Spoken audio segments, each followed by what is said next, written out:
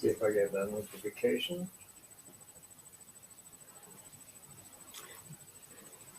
Nope. It usually takes a few minutes, I think. Okay.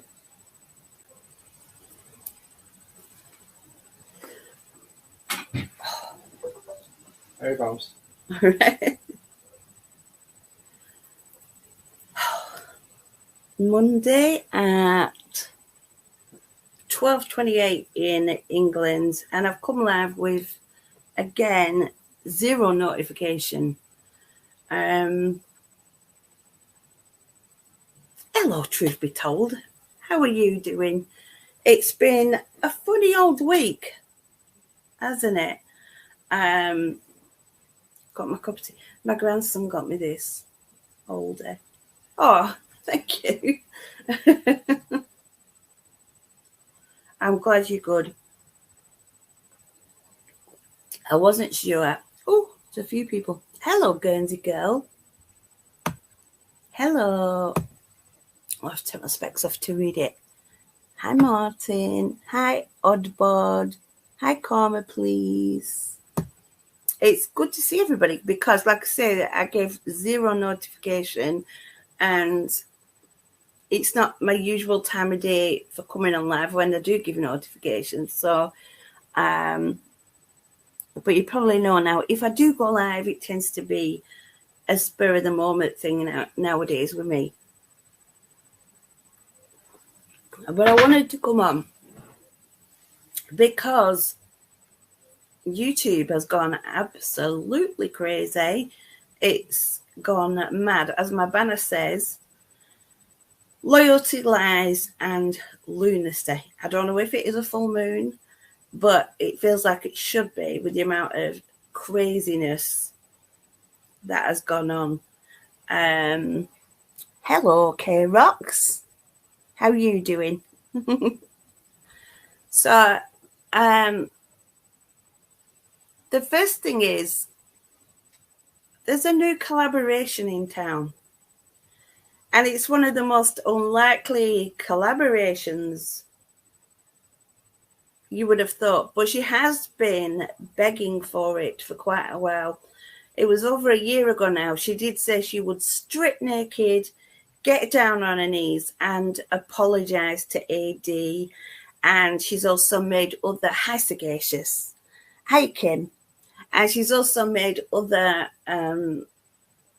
offers that she would be a witness in Frankie's court case against Frankie, you know, after being pro Frankie for quite a while. So it seems that Bam and AD are finally joined together. I know it sounds crazy, but I mean... After the things that she said about him and the things he said about her, it's a match made in hell for sure. You know, I kind of think they deserve each other. And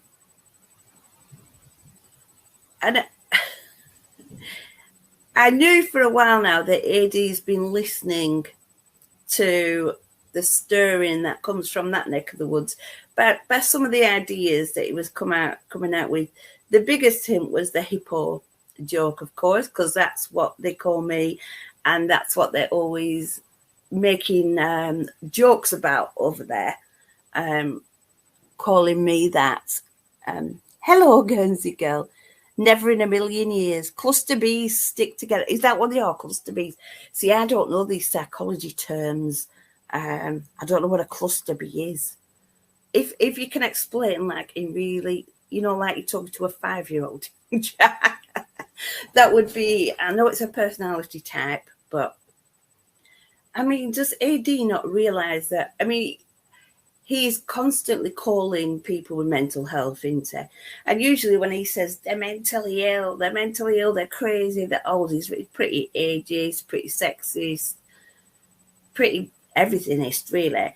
And he calls people mentally ill. If you've ever admitted to having depression or anxiety, even though he says he's got those 2 things himself, when he has those 2 things, it's the stress he's under, isn't it? when other people have those things, they're mentally ill, aren't they? But does he not realise he's actually got himself linked up with a true psychopath, a self-confessed psychopath who, there are some things he doesn't know. And it's just so weird that they have got together. I think it's time for some home truths. Now, I have always said, hello, Pinky Punky. Or have I missed what? It amazes me how many do a total 180. It's true. It's true. You're right. It's vile, her sucking up to it and wow to it. Yep. 100%. And the thing is, I didn't watch her live last night. It was too late for me, but I saw some screenshots.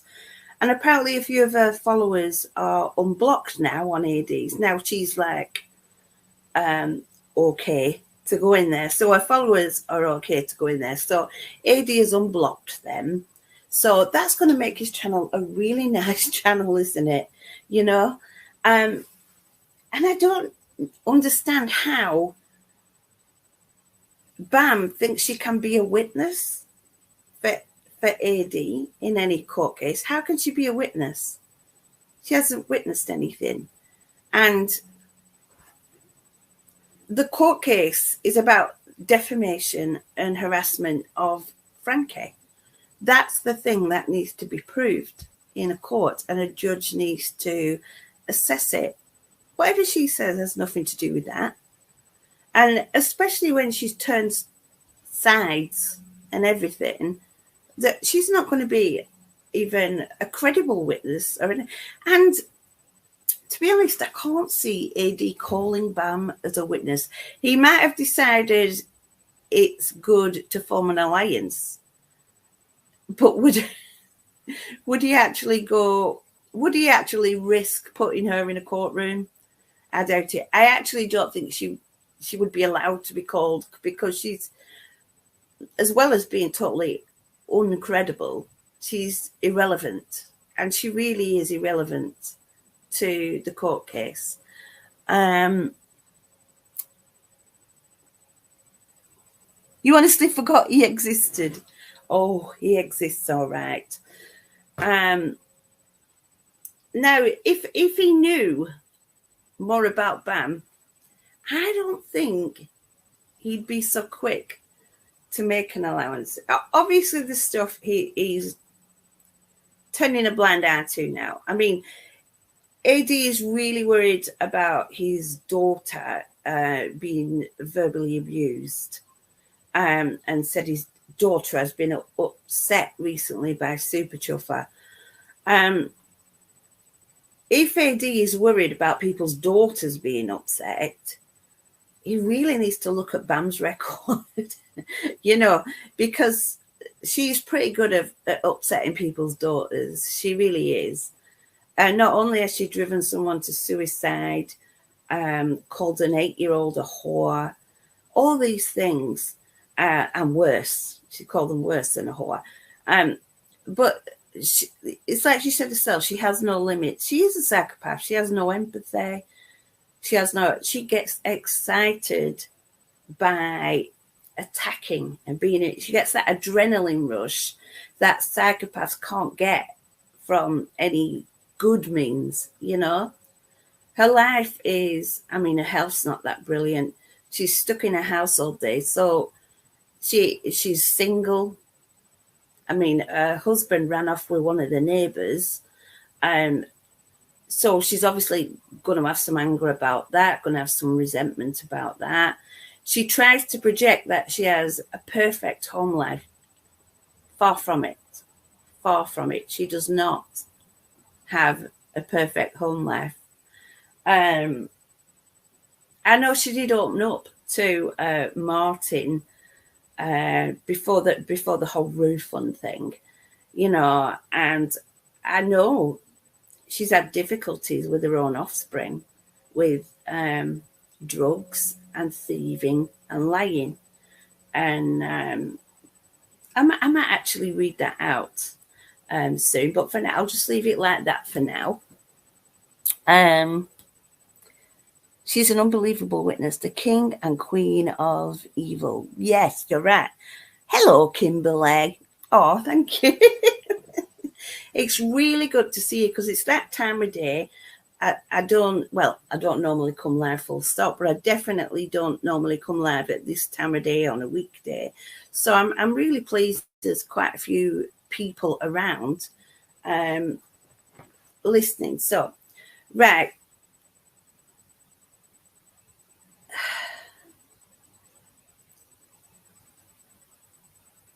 There's a silver bullet. There's a silver bullet nugget of information.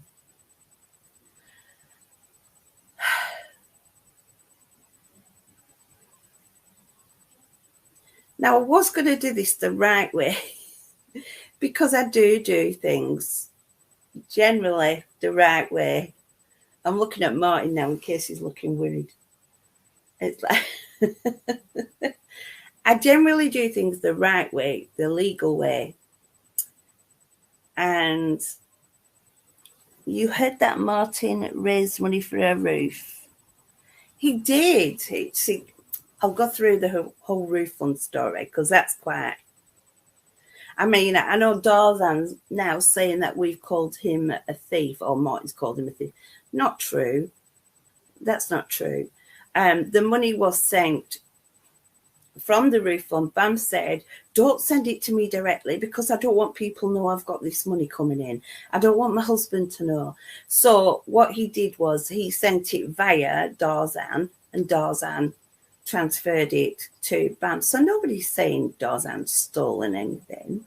It seems a bit dodgy that she did it that way, you know, rather than have something in her own name. But I think if you're on benefits, which she says she's not, but, you know, Deadly Queens. Hello, Deadly Queens. Yeah, so the silver bullet. Now, I don't know if AD will believe me, listen to me. I have got some proof coming. I'll just check if it's arrived yet. And I was going to take it to the police, you know. But now... It is going to the police. Well, it's going to the police, yeah. But what we were originally going to do was going to keep it very hush-hush and just do the police and let the police deal with it. We're still going to let the police deal with it. And if I could spoil any kind of legal action by talking about it. But you know what? I think people will need to know these things. So let me just read something. I'm just going to check if what I need is here yet. Because I honestly... Oh, it's a voice message. I don't know if I can... Do you want to listen to the voice message? Because I don't want it to go... If you go in the other room and just let me know what it says. So...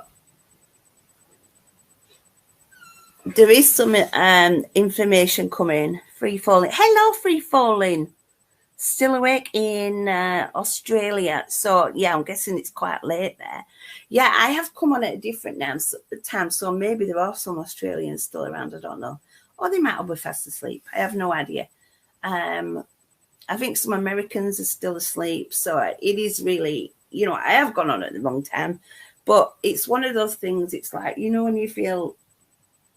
I've got to go on now and talk about this because the world has gone mad.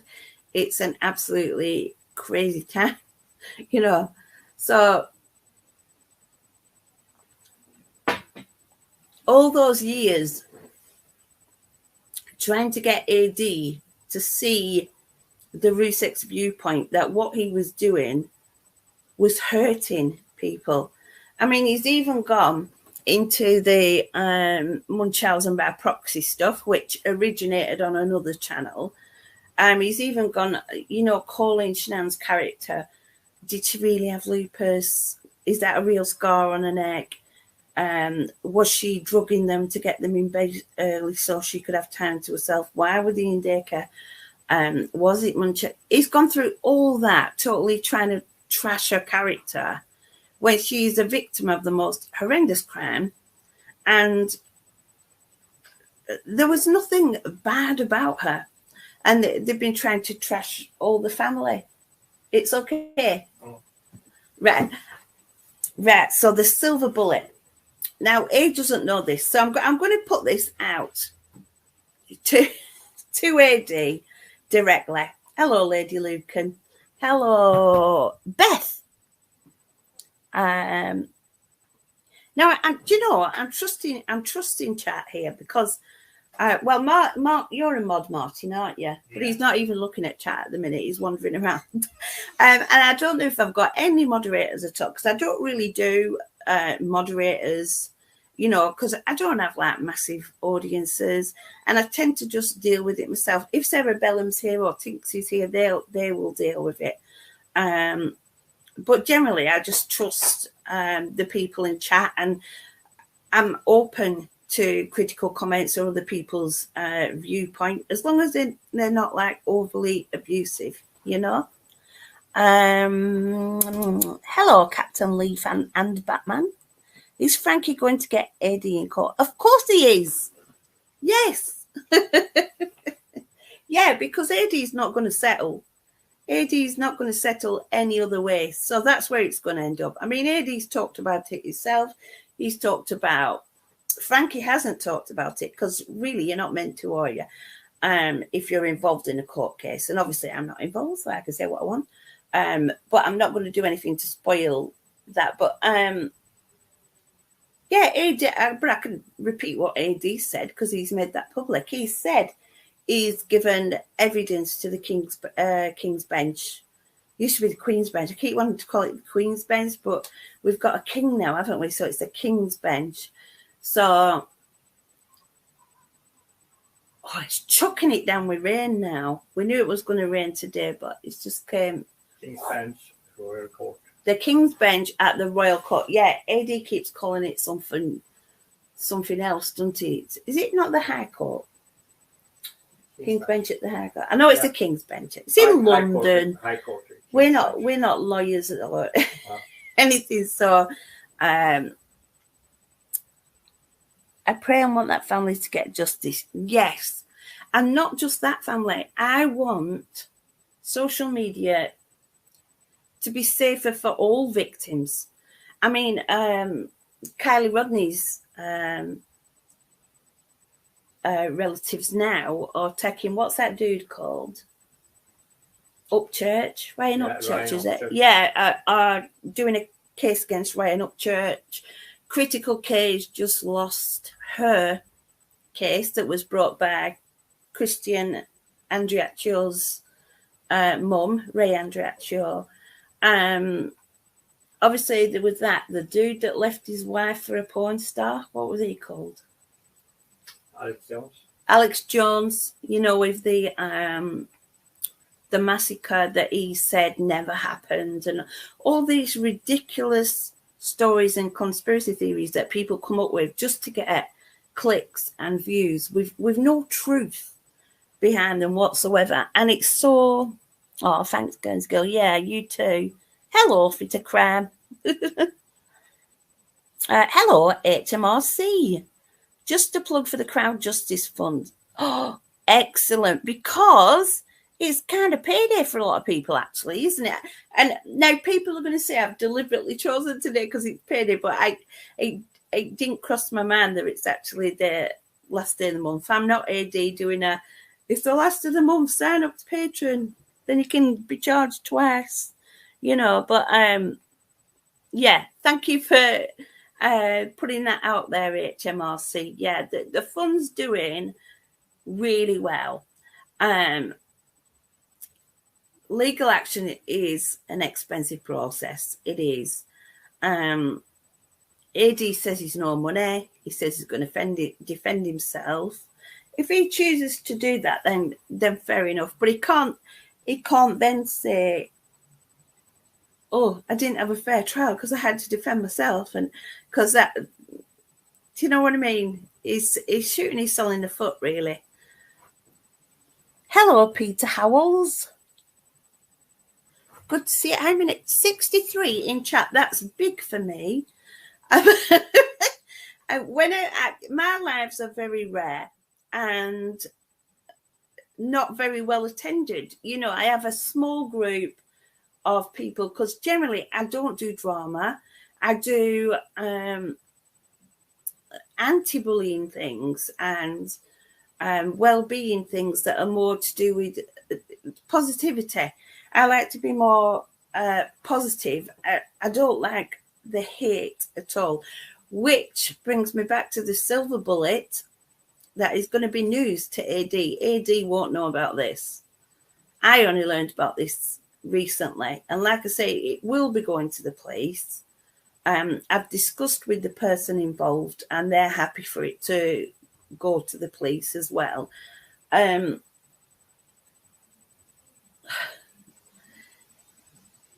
Bam always talks about her Irish roots, doesn't she? And the Troubles and things like that. And during the Troubles, things happened and there were punishment beatings. There were things like that. And people could get jobs done. Now, Bam, as we know, has no qualms about anybody getting hurt. Because she has no empathy and no sympathy, she has no morality around that kind of things. And I'm going to say this quite clear and expressly now, I'm not going to beat around the bush. Bam approached a certain person. I'm not going to name the certain person, but if they want to say it to them later, you know, all well and good, but they've said I can go to the police with it, so it's fine. And she actually asked for a hit on the armchair detective. She actually inquired if somebody had the contacts to go and sort out armchair detective. That is how serious this thing is now. Now, me and Martin have had threats of violence against us, of people coming to the door. It is getting dangerous. It is getting dangerous. Yeah, before. Hello, Paula. I can't see Paula. I saw somebody say hello, Paula. Then have I missed Paula coming in?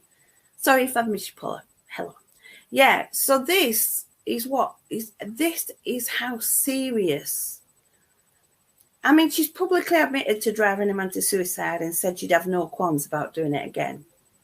That shows how heartless she is. She really is heartless. There's something missing with that woman. She's a shell of a woman. She's not a full woman. There's something missing from her psyche. That means when she does get angry with someone, when she does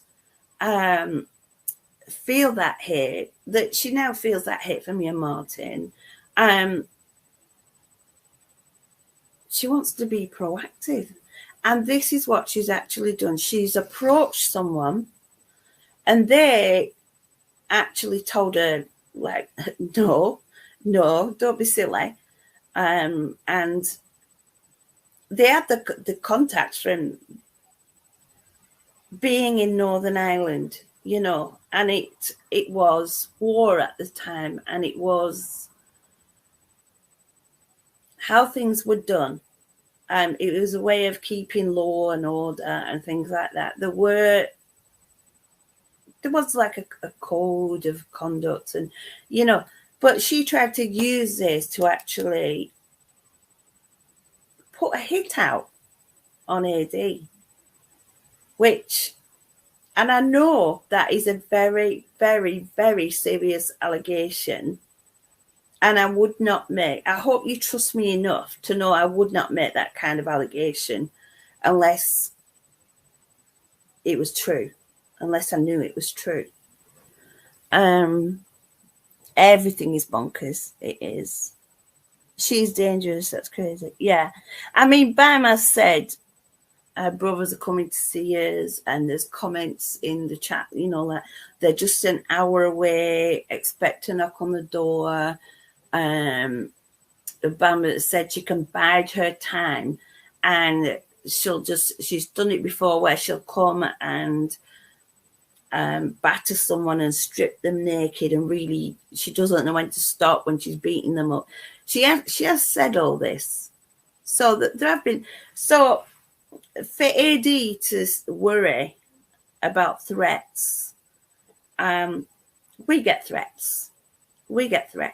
I'll tell you what as well, I've seen explicit threats when he talked about NK, Nicole Kissinger, in his live chats. I've seen explicit threats against Nicole. Did he worry then that she was somebody's daughter, that it was dangerous for her, that he was inciting hate? No, he didn't worry. Does he think the Ruseks won't have had death threats? I posted a video a few years back about the early death threats that came straight after the tragedy. You know, pictures of people with guns and saying they were coming, you know, death threats, pure and simple. Does he think they've stopped? Now, I know things that I'm not allowed to say, but does he think they've stopped? Common sense should tell you that while people are doing this agenda about Shanann drove Chris to do it, they've covered it up, they've took money, they're just greedy, they're just this, that incites violence and incites hatred and gets the people who have no breaks, you know what, have no, I don't know how to describe them, the people that just get fired up and, you know, that gets them going, and that's what happens, and you get death threats. If AD thinks he's had anything remotely like what the Ruseks have had, he's deluding himself, because they are a far bigger fish than he will ever be. He's a nobody from Weston-super-Mare who, let's be honest, nowadays nobody takes seriously. It gets more people in this chat criticising what he's saying than agreeing with what he's saying. Gone are the days where he was the cult leader, show you something 20 times. Now do you see it? Now do you see it? Now do you see it? Now do you see it? Put a one in the chat if you see it. Not enough ones. Now do you see it? Now do you see it? This was his technique. Keep telling someone, not once, not twice, keep telling someone 50 times until they agree with you. That was his technique. It doesn't work anymore. People have got wise to him. They know he's not just this honest old man from Weston-super-Mare. He never was that honest old man from Weston-super-Mare, but the mask has well and truly slipped. Everybody knows now he's a gambling addict. Everybody knows he lies because he's been proven to be a liar. I don't know how many times. Sorry, I'm going to go back up to chat because... Yes, Randstone Cowgirl. Remember him asking subscribers if they could find NK. He actually bragged on her live that he had people all over America hunting her down. They were sending him photographs. Is this NK? I know where her dad lives. I know this car. This car is registered to them. I know she had a court date that was to do, not to do with the thing, but to do with like identities and things like that. He had people contacting him. And then on the lives, he would show those pictures. They weren't even her. He would show those pictures of a woman packing her shopping into a car boot and or trunk if you're American. And he would say, you know, that's her.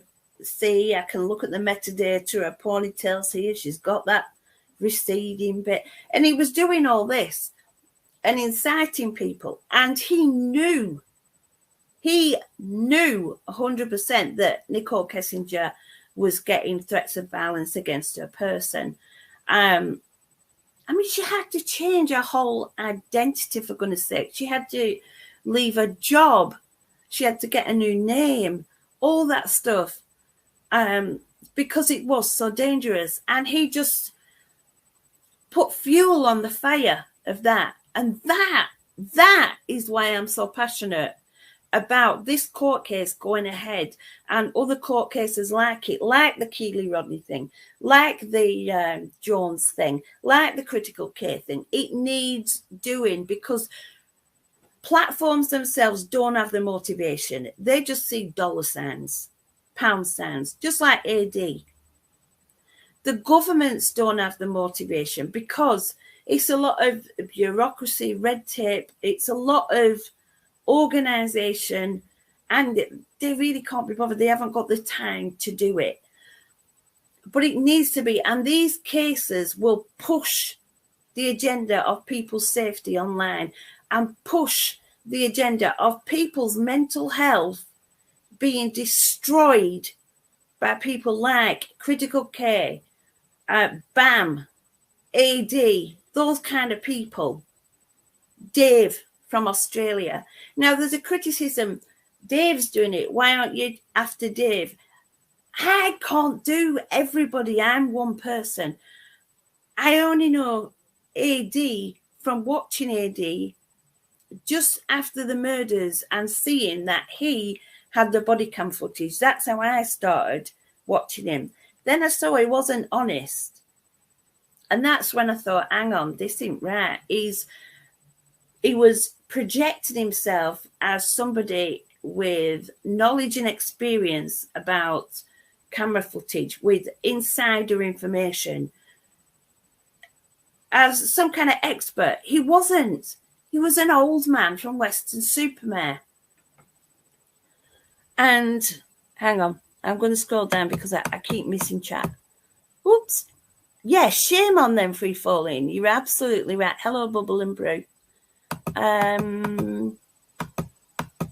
Hello, Big D. Big D, I have to say, it's not that good, my end, at the moment. We are facing, he could have gotten her killed. Yes, exactly. And it still might happen. You know, she's not safe. She's not safe with people. Oh, I've missed loads of chat. Sorry. I was getting carried away there.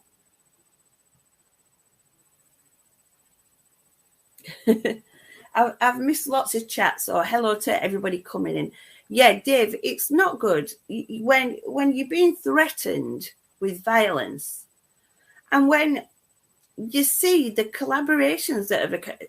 BAM and AD, she's been after it for over a year. It's finally happened because he's desperate, basically. He is so desperate now. He's losing subscribers. He's losing patrons.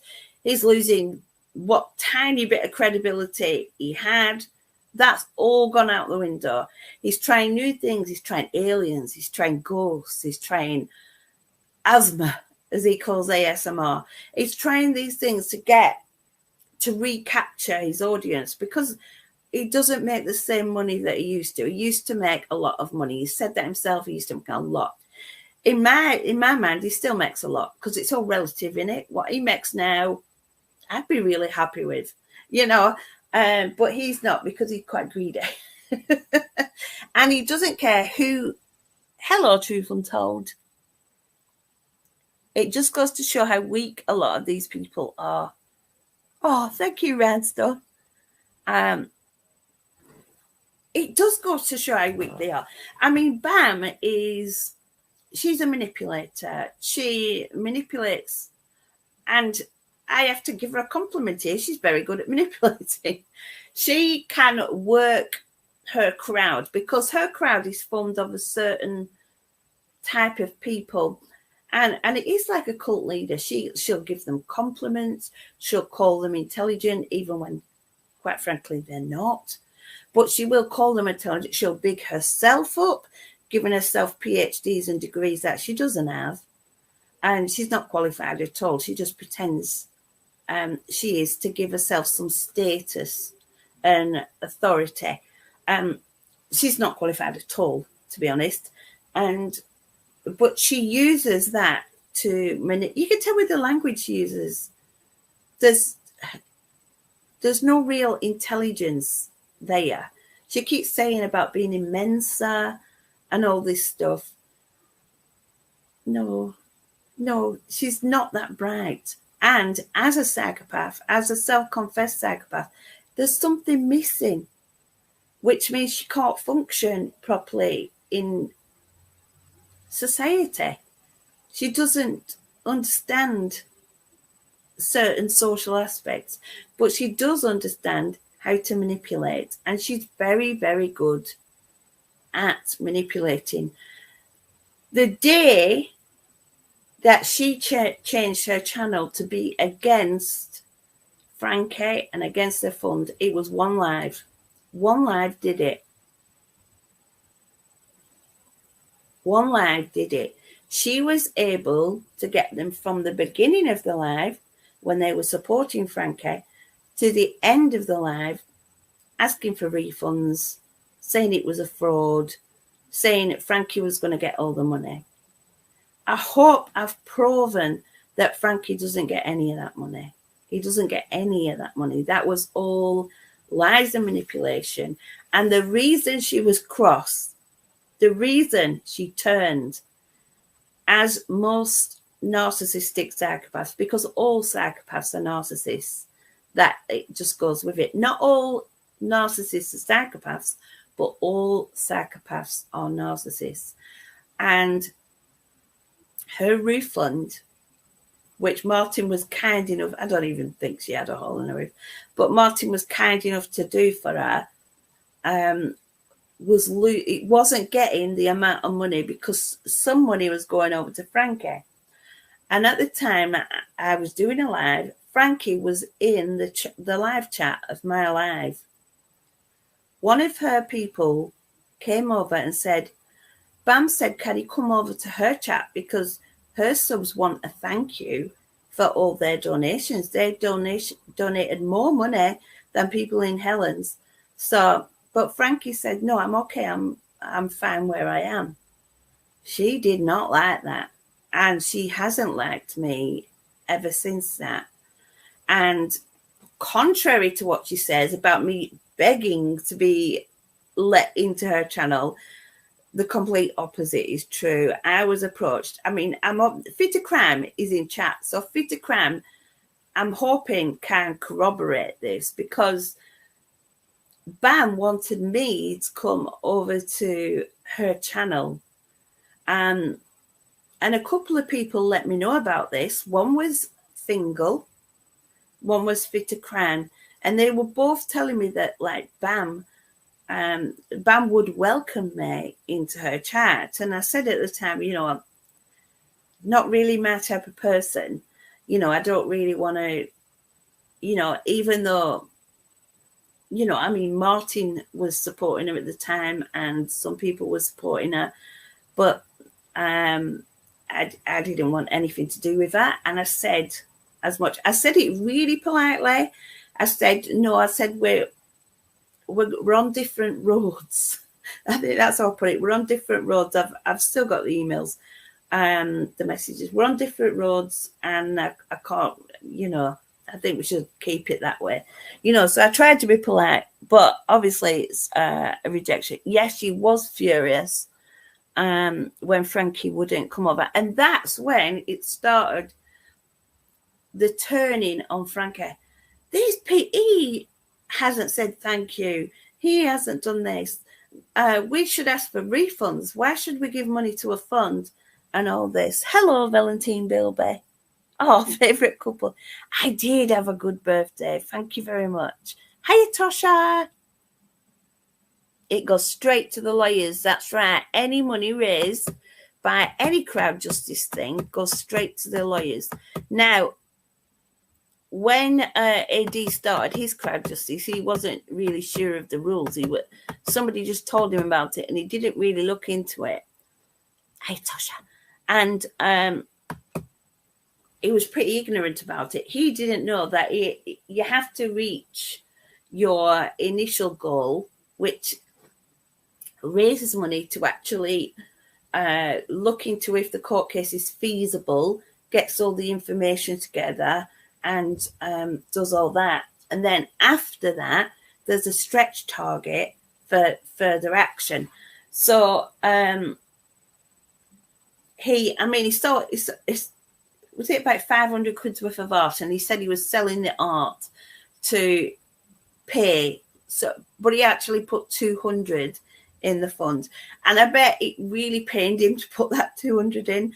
And then he realised that he couldn't just draw it out. He wanted to draw it out, the money out, but he said no. It goes when you've reached your initial target. It goes straight to the lawyers. If it doesn't reach the target, it get the pledges, because the money isn't taken until that target's reached, and then the pledges become donations. And so he didn't want it to reach the target. Then he said, "Don't put any more money in that. Don't put any money in that," and then he would get his 200 back. Basically. Hey, Sarah Bellum, you're making your morning coffee. Hello, Rosebuds. Good to see ya. She's the most disgusting person on YouTube. Bam lied, saying she was pregnant when that was all made up. Yeah, Kay called her out on that. So I want to go over again the silver bullet that I think now AD should know about. I've known about it, and I've been waiting for the evidence arriving so I can go to the police. I've had permission to go to the police. I've already been to the police on other matters, but this was something different. And it is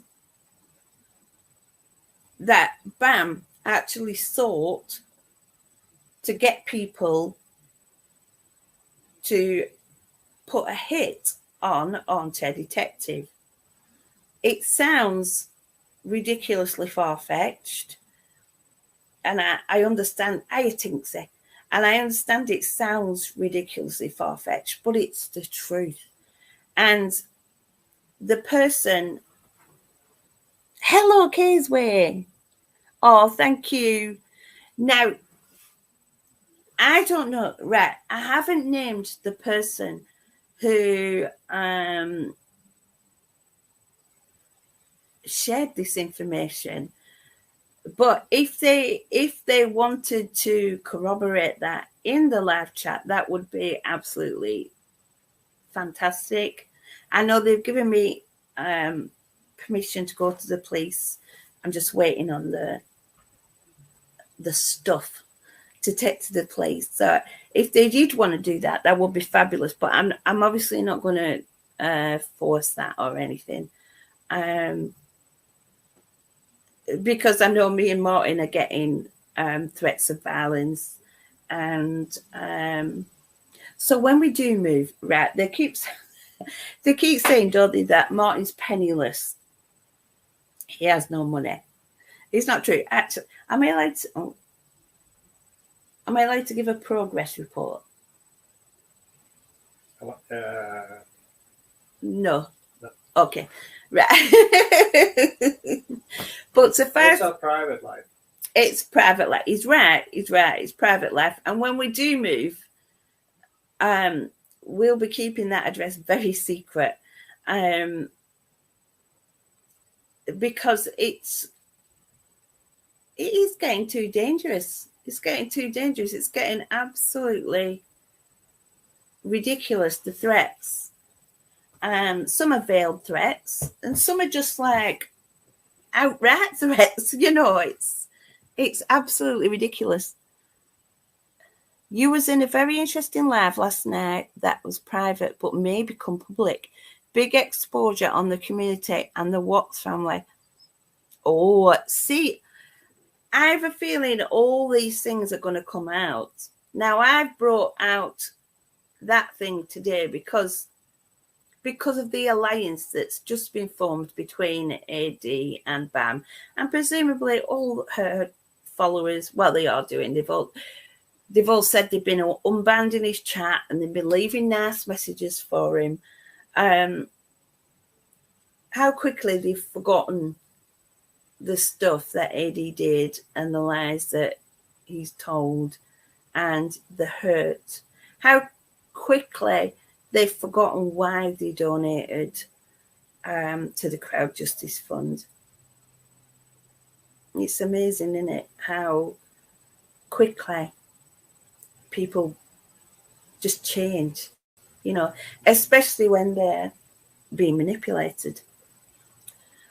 She makes threats regularly. Yeah. And she does delete her lives straight after she's done them, thinking that's going to protect her. It won't. Not long term, it won't. She's dangerous and her mouth is vile. Yes.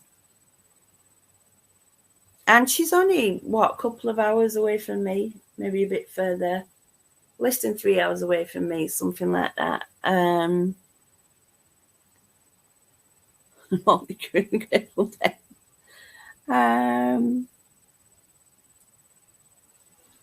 She's definitely in his ear, yeah. Threatening people on YouTube with Northern Ireland paramilitaries by name is very dangerous, yes. And that's another thing that was said about Martin from that channel, that they keep saying that about he's got like family members in the IRA. He's from a Protestant family besides anything else, and the IRA were Catholic. But they've also said they've no sympathy because by attending a funeral, he put a target on his back. We don't know what funeral they're talking about. They're saying these, the name change when he was in the band is him kind of covering up his identity, which is complete rubbish. It's on our Facebook profile. It's on his Facebook profile, yeah, and it has been for a long, long time. It says Martin Deehan in brackets John Martinson, doesn't it? That's what it says. You know, so it's always been completely open about his name. It's just how it works in music sometimes, that you change your name. Is Dark Angel here? Hello, Dark Angel. Lady Lucan, yeah. Kay's Way she's a tough cookie. Truth Untold, apparently Bim Bim was in Eddie's chat as Irish. Yeah, you're right. And a lot of her subscribers were in there and have been unblocked by AD and are leaving him compliments. But I honestly don't think he knows what he's got into bed with, you know. Oh, that's another thing as well. They're now saying in the chat about some nudes of me that were sent to AD. Right. That didn't happen. It's along the lines of, I mean, they stupidly said I moved to Gosport to be near AD when I moved. When I moved to Gosport was 2014, which was before AD was even a thing on YouTube. Never even heard of the dude. And then I moved back to Burnley in 2.5 years ago, 2 years ago. Something like that. I can't even remember. But nothing whatsoever to do with AD. And if you look on a map, Weston-super-Mare is here, Gosport's here, Burnley's here. Me moving nothing to do with it, but they swear that's true, that I moved to be near Eddie because I had a thing and he rejected me. I had a thing about him. That is not true. Hiya, Hillbilly Coyote. They're only aligning with Alan to get to you and Martin. Yes. That's, yeah. When two enemies have a common enemy, they become frenemies. And that's exactly what has happened. Well, actually, they're trying to get Scott as well. Yeah, they hate Scott as well. Scott definitely has annoyed AD 100%, and he's got no respect for Bam either. He's very quick at sizing up people. This is another thing. I've got a few bones to pick as well. Right. I saw another screenshot from Bam's live last night where it's saying Scott was on about Scott. I forgot what it was, but apparently it was me and Martin going into Scott's chat that made Scott go strong against AD. If you remember, I mean, it's not that long ago. Genetic Code was the one who was in Scott's chat saying this about AD, that about AD. She was his moderator.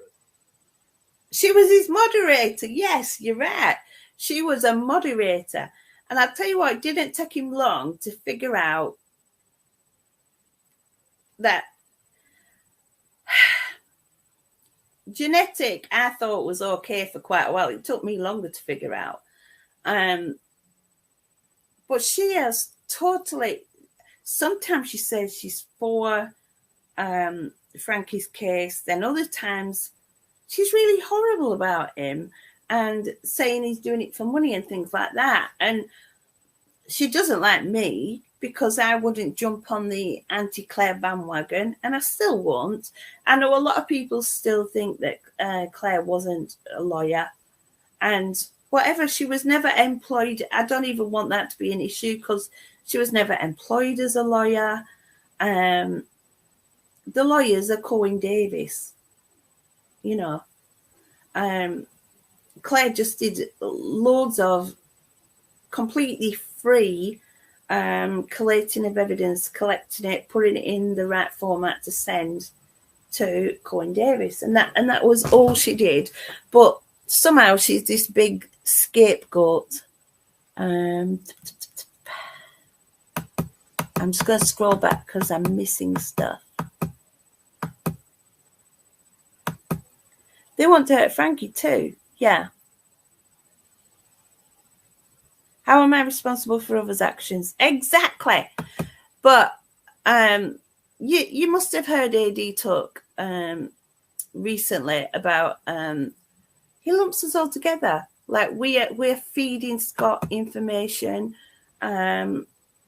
We are telling people. You can't tell Scott what to do, I think. No, we don't tell anybody what to do. I mean, you know, Grumpy Granny, Cerebellum, Truth Be Told, Fitacram. I mean, they're all in chat. They'll tell you. We don't tell them what to do at all. It's Dark Angel as well. You know, she does her thing.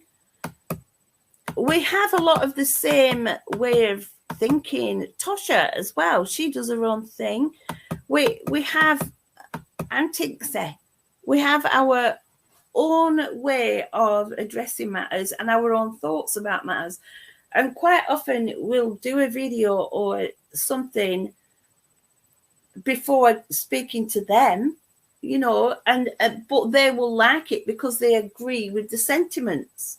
Because we all hate what AD does with tragedies, in that he hurts the victims of those tragedies in order to make money. And we don't like that. We don't like the lies. We don't like the manipulation. We don't like the hate and the inciting to hate.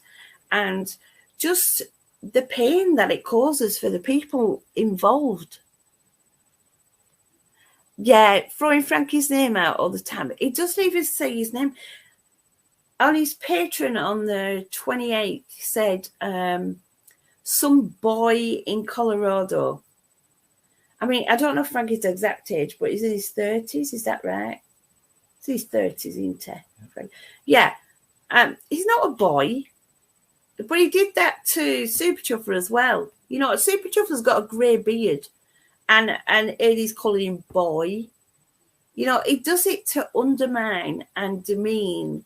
And, I mean, that's what they used to do to black slaves, call them boy, you know. It's that kind of connotation that you're not a full man, you're just a boy, you know. And it's a horrible way to just demean somebody without insulting them directly. You know, it's quite sly.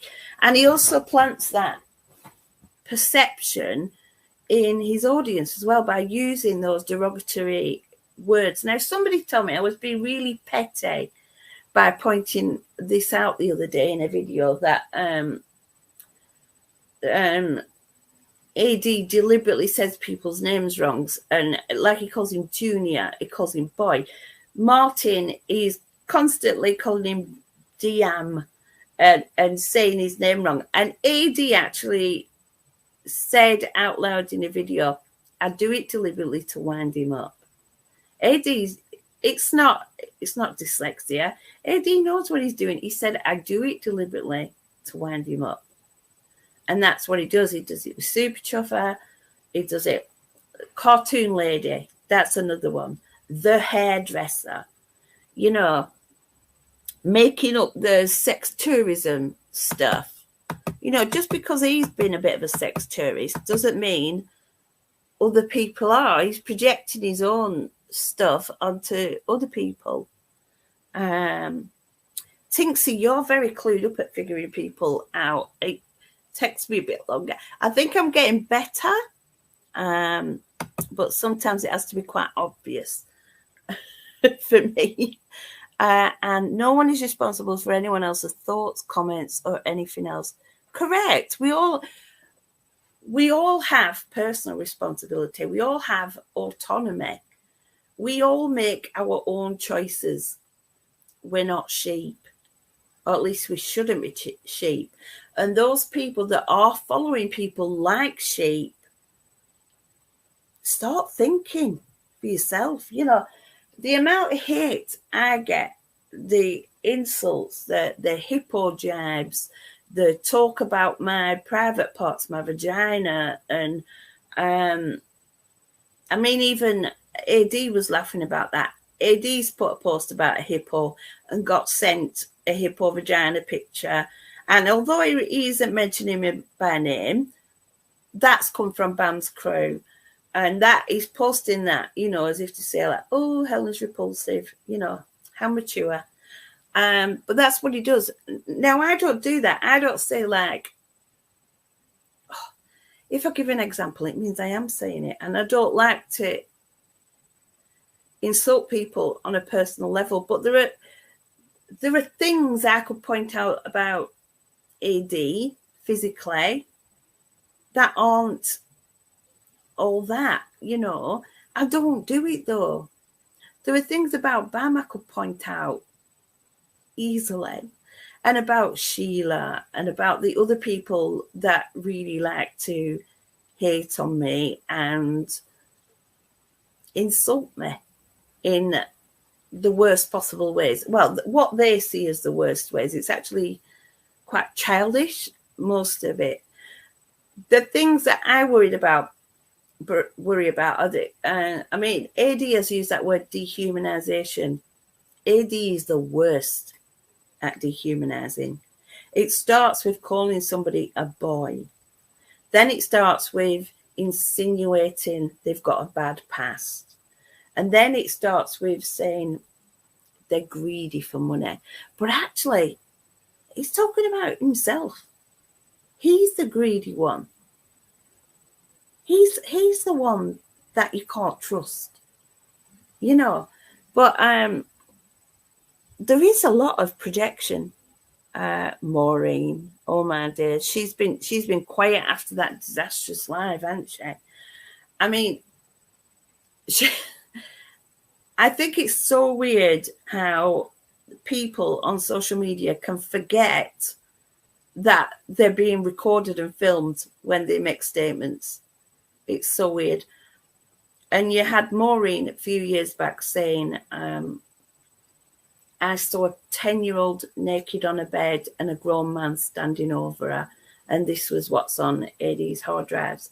Then fast forward a couple of years when she's been into Eddie's lawyer chat by invitation. Then suddenly it was somebody who looked underage, but it was role play, you know. Now, I would not state that someone was around 10 years old if I wasn't completely sure that that was the age of that person. You just don't do it. That's too dangerous. I don't, call me a prude, but I don't like the role play porn. I don't like the idea of pretending that someone's underage, because to me that's a bit sick as well. But what you don't do is say it's real and then say it's not real. Which is the reality then? I don't know if more. I can't trust. What was she saying that because she was a woman scorned and she was lashing out with the hard drive story? Or was she and then backtracking because it wasn't true? Or was it because, see, why would, this is a question.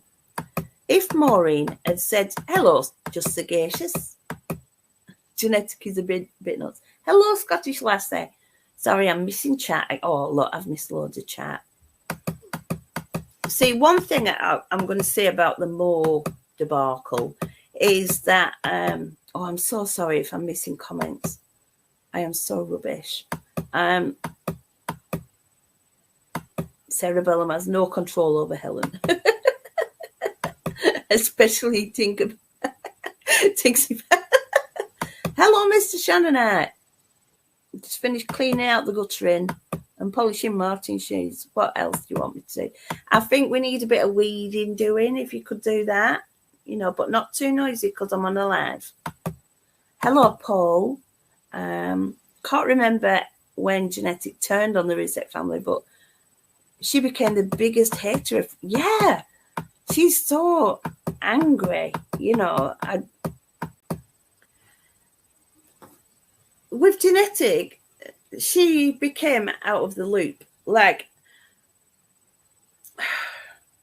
if people are quite volatile or, you know, a bit of a loose cannon, Frankie tends to back off. You know, he did it with Kelly the Advocate. He's done it with other people. And hey, Deehan. And oh, I'm still clicking. Sorry. You do think that Genetic is a great creator. I always complimented her on her videos. And then even on that live when they really attacked me because I think you think so. Because I actually said, you know, well, you told Armhair to F off because she wouldn't support you on the Claire thing. And Genetic's like, you weren't in that chat. You don't know. And I had to prove that I was in that chat. So I proved that I was in that chat by putting up the screenshots. And she's been really mad ever since. Sorry, but it's fact, you know. You shouldn't have called me a liar. If you hadn't called me a liar and just accepted the fact you had told her to F off, which isn't very nice to someone who's meant to be your friend, then I wouldn't have had to prove it, would I? But you called me a liar. And I'd never called you anything. So I had to prove that. And I've done that before. And there were so many things I've got proof of, you know. Jenny's a shouty, angry thing. Yes, I don't know why she's so angry. Hello, Debbie Langton. Reverse psychology. It does do that sometimes, doesn't it? Now, see, this is the thing with the cult leader and the narcissistic personality types. They're very, very manipulative. Truth be told, knows all about this stuff. No strings on us, no dark angel. Can you imagine me telling you what to do? It's like you'd be like, get away with you. Please don't let it get to you, sweetheart. You're beautiful and you have an incredible man on your arm. Ah, Bam is jealous. I'm with Martin. I didn't want to say that at first because I didn't think it was true, and I didn't, I wasn't going to say that. But she is. She hated it because when we first got together, obviously it wasn't public, and Bam was still saying like, I will always be grateful to Martin. He's a very good friend of mine. And when she was saying on her lives, he's a very good friend of mine, Martin was looking at me like, I don't even reply to her emails. They go like in a box, So how come Bim's forgotten all about AD nicking her work? All is forgiven now. Yeah, exactly. The enemy of my enemy is my friend. Dorothy C. I do remember Dorothy C. We don't have anything to do with each other now. That is another person who's not really my type of person. AD was always very rude to anyone that disagreed with him. Correct. And he still does it. Doesn't he? It's like, well, why are you in my chat then? Just go, You don't think Eddie is a pedo. There is absolutely no proof that he's ever acted on things at all. A creep. Yeah. He does act very creepy. I do have it talks about the 14-year-old girls climbing out the window and stuff like that. I have the emails from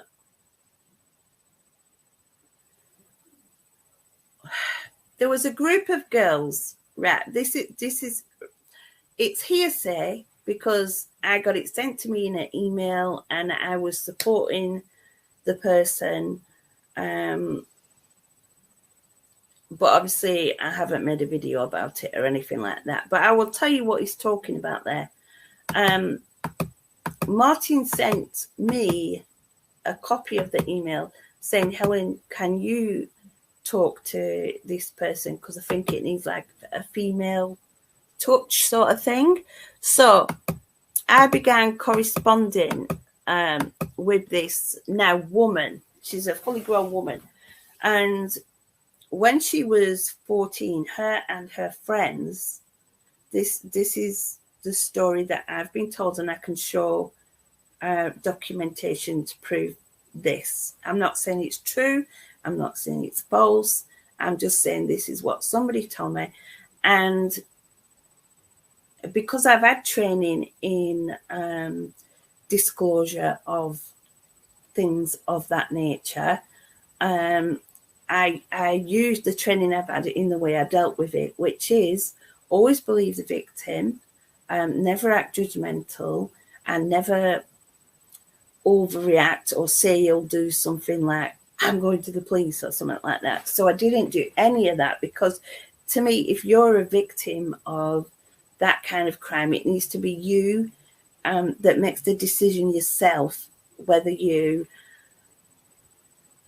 just offload and deal with it that way, or whether you do go to law enforcement about it, because it's notoriously difficult to get convictions and even to be believed with those kinds of things, especially when it's a historic.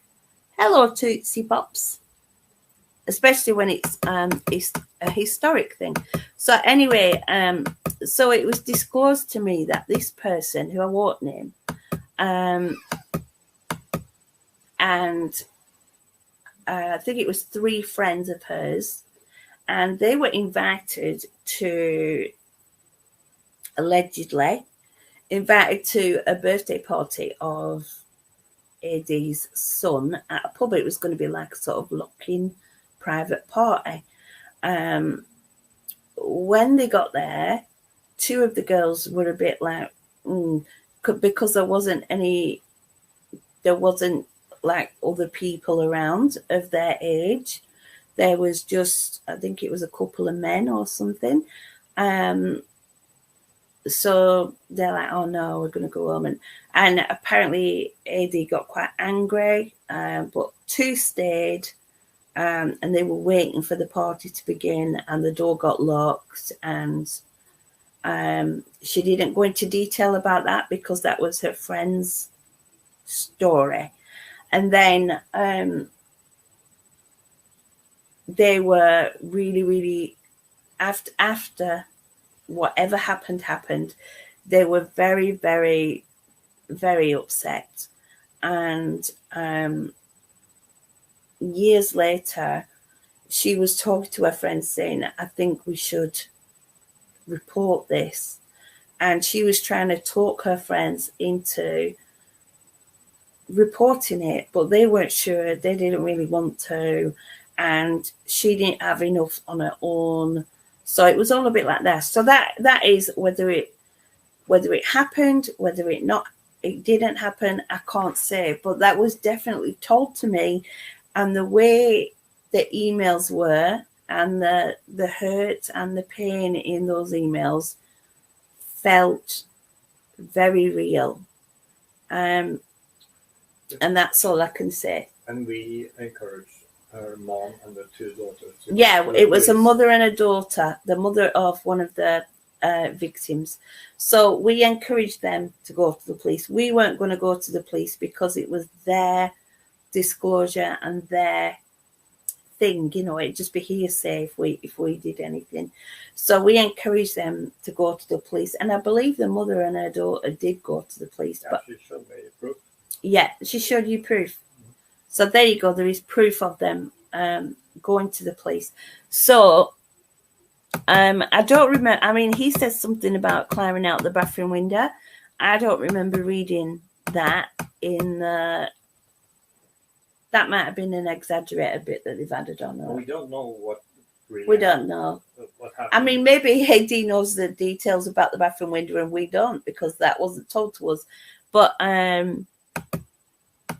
that's it. I'm going to say it. I don't know if it's true. I don't know if it's not true. But paedophilia tends to be about prepubescent children, whereas this was minors. So I think it's got a slightly different name anyway. But I mean, it could be that was some elaborate hoax and it never happened. So we never took it further, apart from encouraging the alleged victims to go to the police. And apparently they did, but it doesn't sound like anything came of it. I think it's very hard for historic situations to. I mean, he says it was a Bristol pub. I don't think they said Bristol. No. It was where he used to live before, not in Weston. I'll just say that.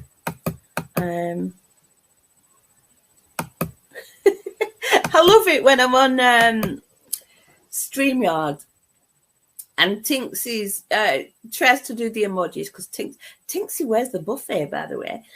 When Tinksy does the emojis, and it doesn't show the emojis, it just says hand, pink waving hand, pink waving hand, pink waving hand. It always makes me laugh.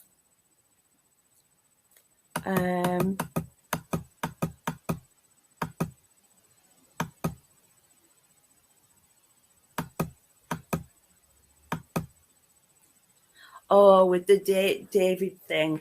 Yeah, making excuses for somebody about underage. Well, that's proven. That's all documented. That's on his live. Him and Bubbles saying it was his girlfriend. He didn't go all the way. Bubbles said she was very willing. And Bubble went on to say she's met girls like that. And I'm thinking, oh my days, are you for real? Victim blaming like that. They call them floozies. Yeah, how can you be a floozy when you're a child? You can be becoming aware of your sexual attractiveness and seeing things as compliments. You can be doing that. But no, you're not a floozy. You're a child. And I hate the way that full-grown men get let off the hook. Oh, let me just read this. What is funny, yesterday in Bam's Live, there is somebody that called you a pedo. Yes. Yeah. They said I can't remember how it was worded, but it was me and underage boys or something. They've said absolutely everything about me.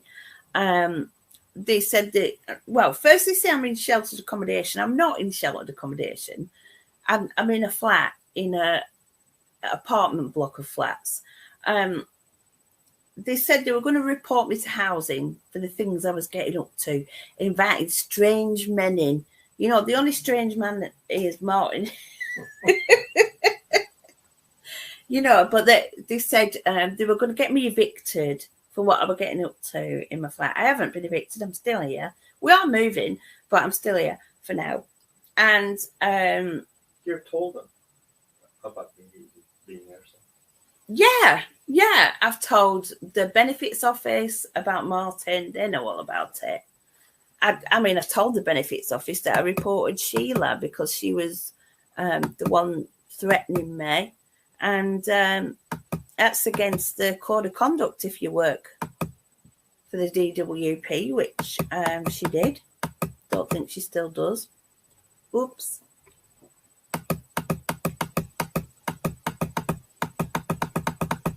And if she's lost her job because of me, am I going to feel guilty? I'm going to have to whiz down that. Oh, there's the buffet. Why does she take up her Playboy offer? Wonder if Bubbles still has her folders. Well, what did Bubbles say? If this man ends up in court, I will be right beside him. So let's see if she is. I doubt it somehow. And I don't really think he'd want us to be there. So, oh, Dingo Dave. Yeah, AD shamed him, didn't she, for sending stuff to his female admirers and all that stuff, you know. I'm not going to say anything.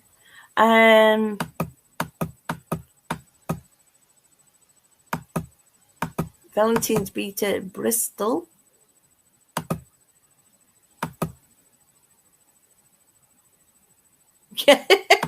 You sensed the danger of Western Supermare and gave it a wide berth. Oh, Sheila. She's still going strong as Sheila. She doesn't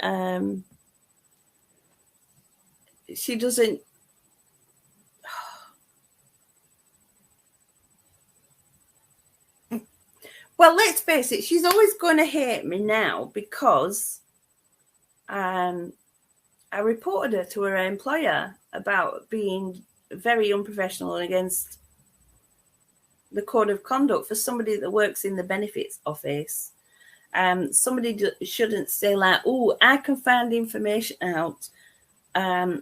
She's a benefit fraud, a benefit cheat. You're not supposed to do that if you work for the DWP. You're supposed to be supportive of your clients. And it was the police that told you to do it. And it was the police that said, you know, she shouldn't have a job. And when I phoned up and spoke to the DWP, they said, you know, I said, will she keep her job or just have a reprimand? And they said, like, I doubt she'll keep her job. You know, it's just one of those no-nos because they're like a government office and it's like public perception of that government office and, well, just general respect for the people that you're supposed to be serving as a civil servant, you know, and calling me very unfairly a benefit cheat and a benefit fraud, you know, because they have said I'm like faking disabilities. I don't get any money for disability. I don't get any PIP. I don't get that stuff. I just get basic. I get my retirement for ill health pension, which is very small, and then universal credit tops that up so that I've got money to live. But it's like a very small amount of money. And you're my carer. And I'm your carer. Yeah, apparently I'm Martin's carer. And it's like that. And Martin can't speak, he's mute, isn't it? Say something, Martin, then they know you can speak. Mute. Mute. Yes, he's just in a corner of the room, dribbling, going, mute, mute. I need my carer. Yeah. So, but then again, that's AD trying to manipulate and provoke Martin into saying something that he thinks would be incriminating. And Martin's not that dumb. Martin's try and provoke Martin. That's not going to work. Martin's not going to be provoked. Do we all? Oh, hang on. It's going too fast for me again. Do we all think the people who support BIM are being real? Are they really that horrible, a lot of them? Or are they playing along to get free entertainment? Do you know, I do think a lot of them see it as entertaining and they don't see the real harm that can come off stuff like that. It is a bit like, you know, cheering on a fight at school. Fight, fight, fight, fight. You know, do you remember that in the playground when things like that happened?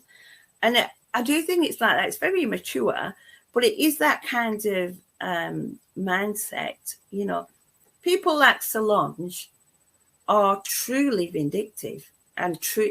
She manipulates as a sport.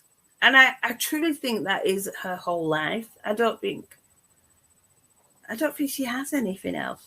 It's quite sad. She's very bitter.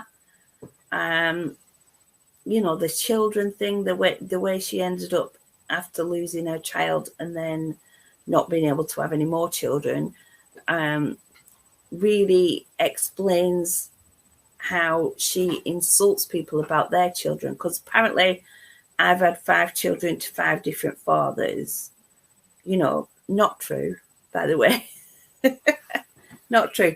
And this is really funny because Bam made a comment about that saying, I waited till I had a ring on my finger before I had children. And now I'm thinking, well, why have they got different surnames? You know, just saying.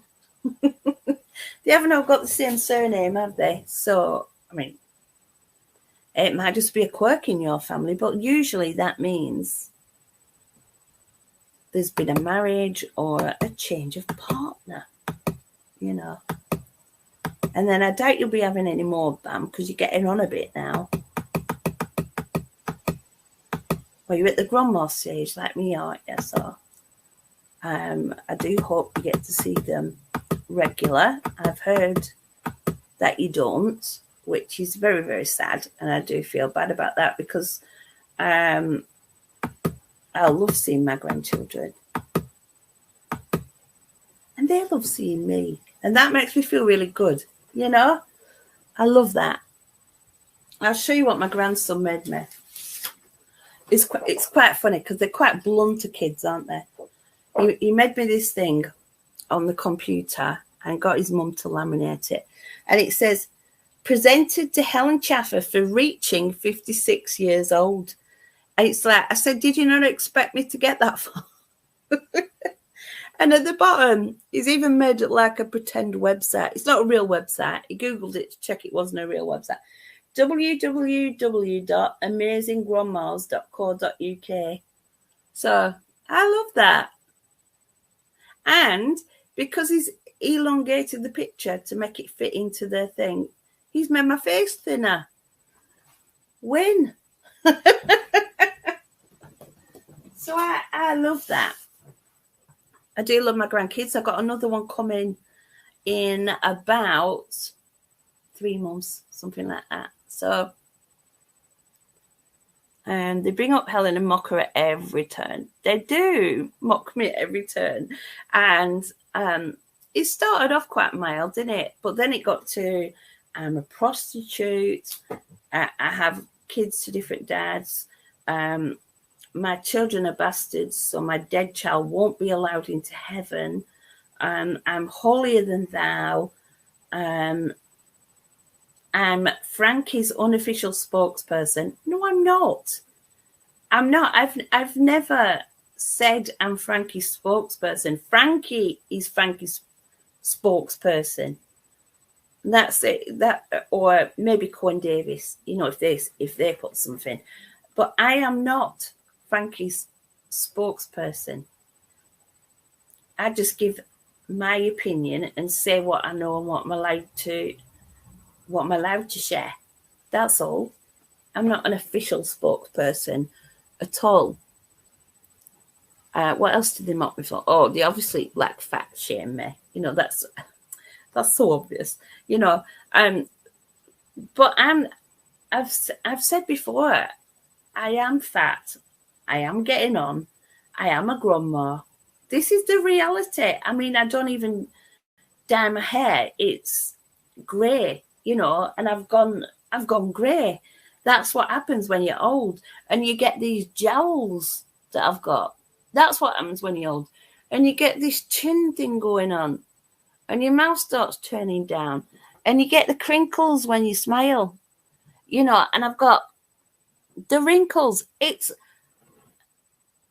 is what it is. I'm 56 years old. I'm not going to look 26. That's life. And anyone who fools themselves into thinking they still look 26 when they're not, it is just doing that, fooling themselves, you know. And yeah, I'm overweight. I don't actually. Oh, that was another thing. Somebody made this big, they tried to make it sound really official and serious. It's like, Helen is morbidly obese and putting a strain on the NHS, which other people's taxes pay for, you know, and she should take control of her life instead of surviving on junk food. I don't survive on junk food, do I, Martin? No. I do cook quite a bit, don't I? Yeah, you don't. You wear healthy stuff. Thank you. It's you're the chocolate and biscuit person, yeah, definitely, and I'm the cup of tea person. Exactly. So they've got the facts wrong. I got a stack of chips and stuff every time it's football on. Yeah, you have your football snacks. I mean, crisps. Yeah, chips if you're American, innit? So he has his football snacks.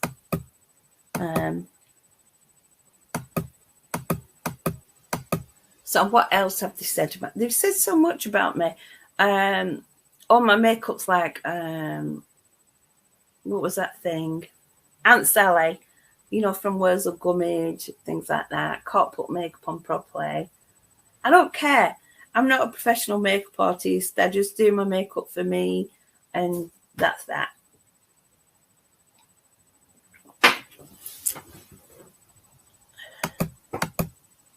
Don't let the haters bring you down. I won't. Body blue, raised arms. That's one of them emojis I can't see again. And when I read it, I always think somebody's actually typed that, but it's an emoji. So Debbie Langton's put body blue, raised arms. So I'm guessing that's like, is that one or is that one? I don't know, but oh, and a red heart shape. So I know what the red heart shape looks like. Sorry for your bad texting, you're cleaning and don't have your contacts in. Have you seen what I'm like trying to get to? I haven't got my reading glasses. I've just got my regular glasses here. So do you know that, Valentine? I am. Isn't it weird? Valentine's surprised that Bam still has any followers. I get you, because I mean, her channel doesn't really grow. It's like pretty constant. But what keeps them around? I don't get it. Because every live, it's the same thing. Frankie's greedy. Frankie bad. Crowd Justice Fund bad. We deserve a refund. We demand a refund. Frankie give us a refund. Frankie's not a nice person. Shannon wasn't that nice. She was no angel. Helen's a hippo. Claire's not a lawyer. Claire's a liar. It's all Claire's fault. It wasn't our fault the fund stalled. It wasn't our fault for bad mouthing it. It was Claire's fault. It was nobody else's fault. And that's all, every single lie, that's all you get. But now it's going to be, Eddie's fabulous.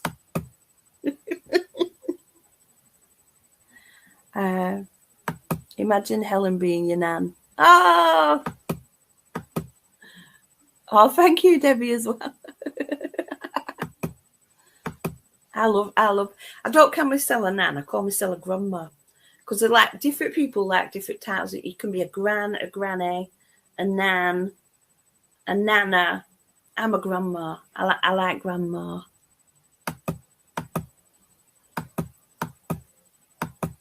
Oh, look, I've missed so much chat again. I'm sorry. I'm like talking like probably half an hour behind every. Woo. So I want to state my silver bullet statement again for those that have come in a bit later. So, I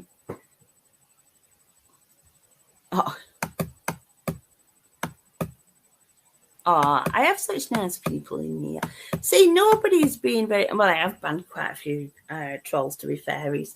Do you know? I was one of them when I first started. I thought, even if people are hateful, I'm not going to ban them because I just want to reason with them and answer them. But when you've had a few of those types, you know, where they go on for like 20 comments and they end up throwing insults in as well. They don't just talk the insult.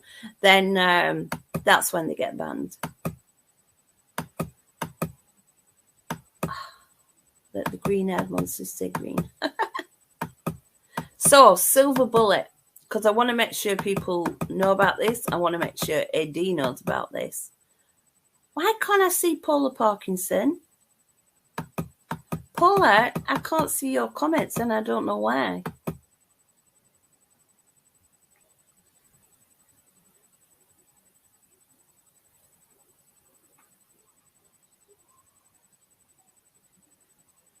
James Dean. Yeah, that was a troll word. Middle. Helen, you and Marty make a lovely couple. Oh, I did read it then. I did read it and didn't even realise it was your comment, Paula. That's just me not being very... Just trying to zoom through too many things. So, silver bullet. The silver bullet is AD and Bam have got together now. Match made in heaven, not. But this shows the level of AD's desperation now. He's so desperate for some kind of allegiance or allies or just numbers. He's so desperate now that he has finally accepted Bam's begging. You know, like, I will get down on my knees naked and apologise to AD.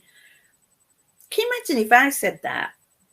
What they'd say about me? They'd say all kinds, wouldn't they? But anyway, that's what she said. And, you know, basically said to him, I'll be a witness for you in court. I'll do this. I'll do that. But what AD doesn't know... Oh, thank you, Scottish lassie. I wasn't expecting any tippies. I'll borrow Scott's phrase. I wasn't expecting any monies at all. So thank you for that, because I just come on to say what I've got to say, you know. Yeah, so the silver bullet is that a while back, before she had this change of heart, while she still hated AD, and AD was the bad person, she contacted somebody, and there's written evidence of this, and she asked them, because they had links back to Northern Ireland and some people with violent histories, shall we say, and she actually tried to arrange a hit on AD. Now, we were just going to take it to the police and let them deal with it. But now that AD and Bam are together, I think AD should know that fact. We're still going to take it to the police. But I think AD should know that's the type of person he's got involved with now. We expect a thank you from AD from saving his life. We do expect a thank you for saving your life, AD. That's what Martin said. Yeah. So obviously I didn't know about it at the time, but I only found out about it retrospectively. But that would be going to the police. But I do think AD should know that, you know, that she did want to kill you at one stage. Literally, you know, just saying. But hey, you do you. You're still going to end up in court. You're still going to lose. You're still hopefully going to be made an example of and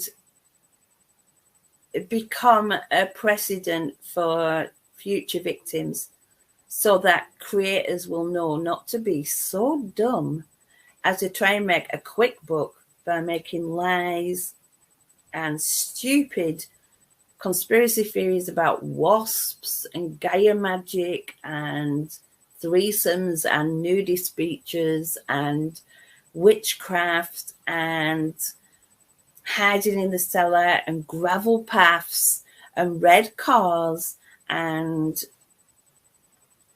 5 people involved and Anna Darko paying them off to protect 10K, but letting Chris for some reason go under the bus, and for the families of the victims accepting money because they're just greedy and all this stuff, you know, which is horrible. And you know Frankie's quiet at the moment because of the legal stuff. Does that mean it doesn't hurt him anymore? Does it? Heck. AD says about people threatening his children.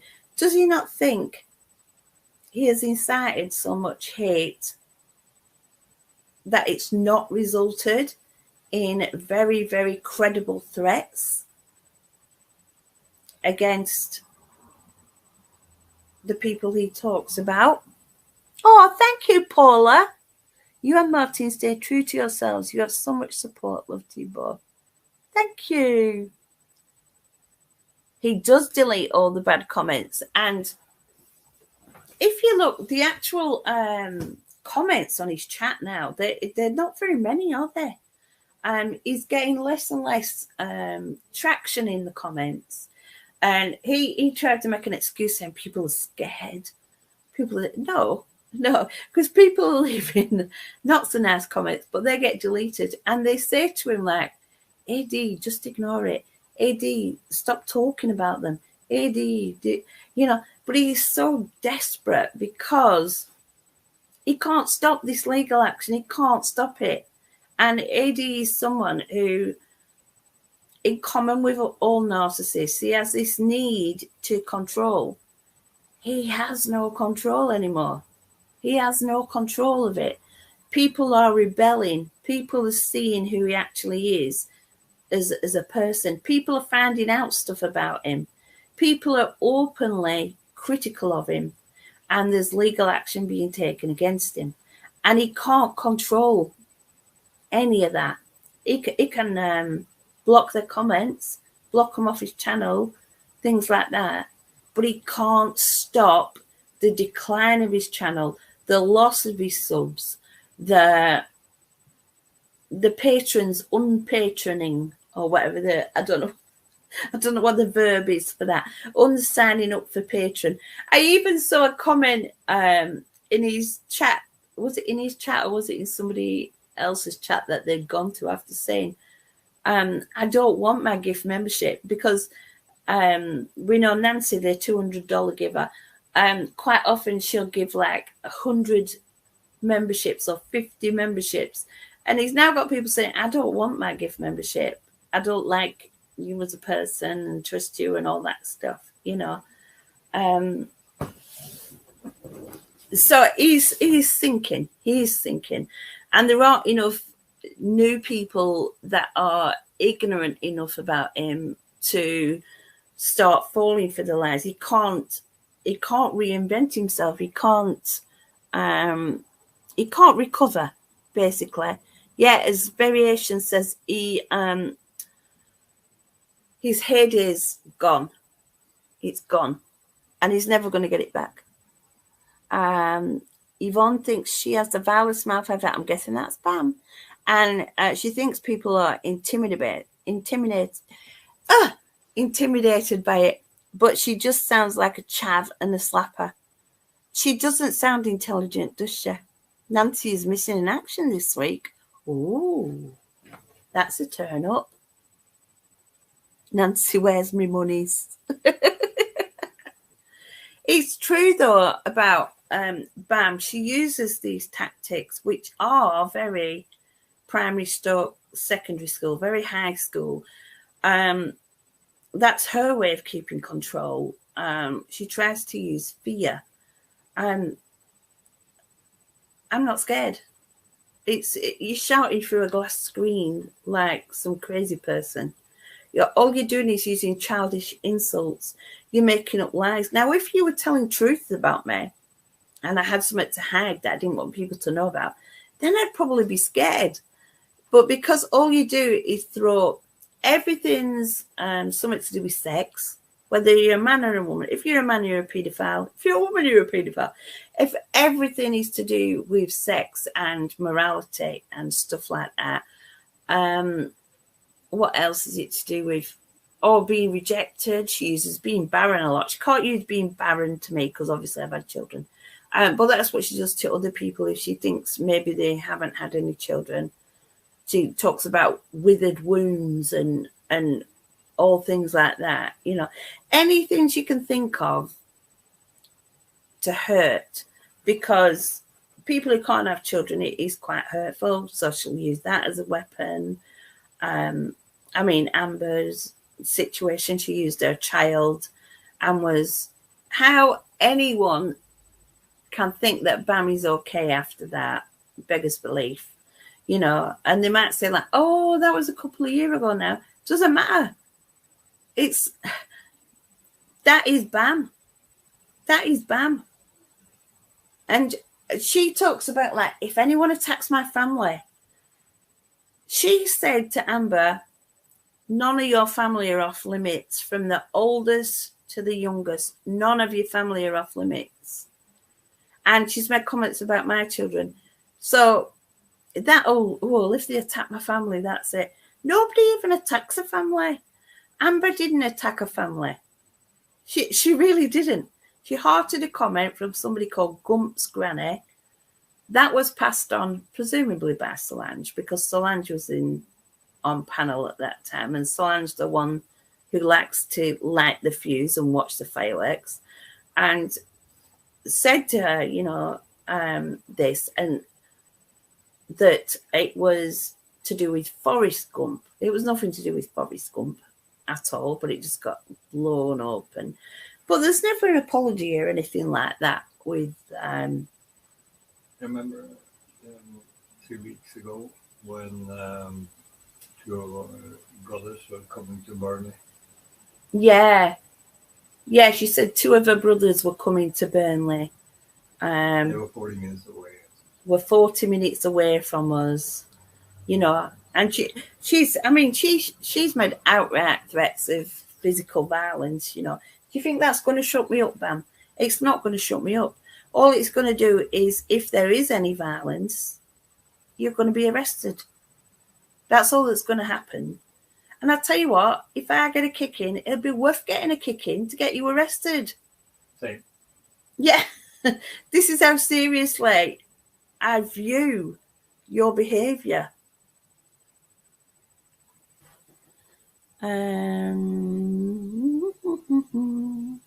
There are many that like Bam's fuse purposefully. Yeah. Oh, Fingal, she's a one, ain't she? I used to think she were all right. And then the stuff she comes up with that's totally untrue, totally fabricated out of nowhere. And she'll say it about people. And then she'll pretend to be somebody else in the chat agreeing, like, oh, yeah, I thought that too. You know, all that kind of silly behaviour. But you know what? If you stick to the truth, if you know what the truth is and you stick to the truth, you're never going to trip yourself up. They trip themselves up all the time, contradicting themselves, forgetting what lies they told. You know, whether you've got a PhD or a degree, you forget which one it is. Well, you ain't got neither, have you? You know, stuff like that. The brothers' threats were also from Mama Rat, yeah. And she talks about being middle class and brought up right. Really? Mama Rat? Mama Rat. I do not have you pegged as middle class or someone who rears their children properly, because look how she's turned out. She doesn't have a job. She doesn't have a career. She doesn't have a previous career. She don't have anything. She has some rats and a dog. You know, and I'm not saying anything against people who can't work. I have worked, and I have paid my taxes in. And any benefits I get now are because I've paid those taxes in. That covers me for when I've got ill health or when I'm in need or when I'm pensionable age. That's what happens in life. You work, you pay your taxes, and then it's a sort of insurance for if anything goes wrong or in your old age when you can no longer work. That's what happens. Bam talks about it, you know, like, oh, taxpayers' money. Have you ever paid tax, Bam? I very much doubt it somehow. I wasn't bragging about my second-hand clothes. Oh, yeah. Yeah. They say I go to charity shops to buy all Martin's clothes. So he wants to do a little brag here. Yesterday's bargain is got... Now, I'm Can you see it? I'm going to let you have this one, Bam's chat. These are secondhand because do you know what he's bought? He's bought, because it's like the start of the new season next year, the shorts that the players, because Burnley are in the Premier, and the shorts that the players have worn, they're selling off at a £5. But that got you all excited and I'm like, oh, you've had a famous person's bum in your shorts, you know. And so he bought 2 pairs of these shorts. So technically, he's free falling going, Nana, I know it's really, really late for you. So technically they are secondhand, but I think we prefer to call them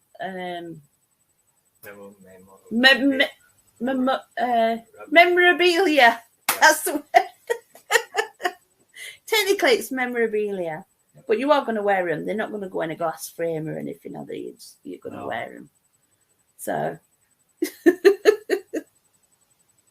Yeah, my carer are really kind. She takes me to second-hand shops once a week. We haven't bought any second-hand clothes, have we? No. We go to the car boot, but I don't think we bought any clothes there. I'm trying to think. Tends to be more. I wouldn't mind, though. No, I wouldn't mind if they're in good condition and, you know, if you found something good. I can't remember. I think what you've got to do, you don't call it second-hand, you call it vintage. If you call it vintage, it's classy.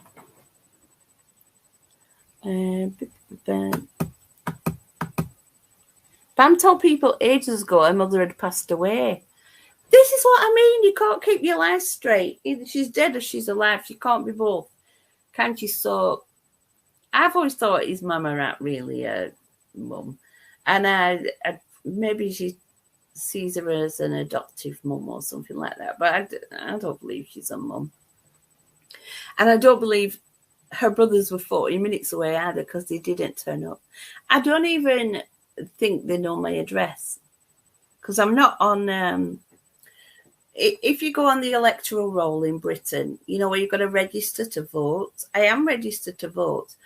But there's also, giving little tricks away here, There is a little box you can tick if you don't want your address to be publicly on the electoral roll. And I tick that because I know what some people on YouTube are like, you know, so I thought it was wise to tick that.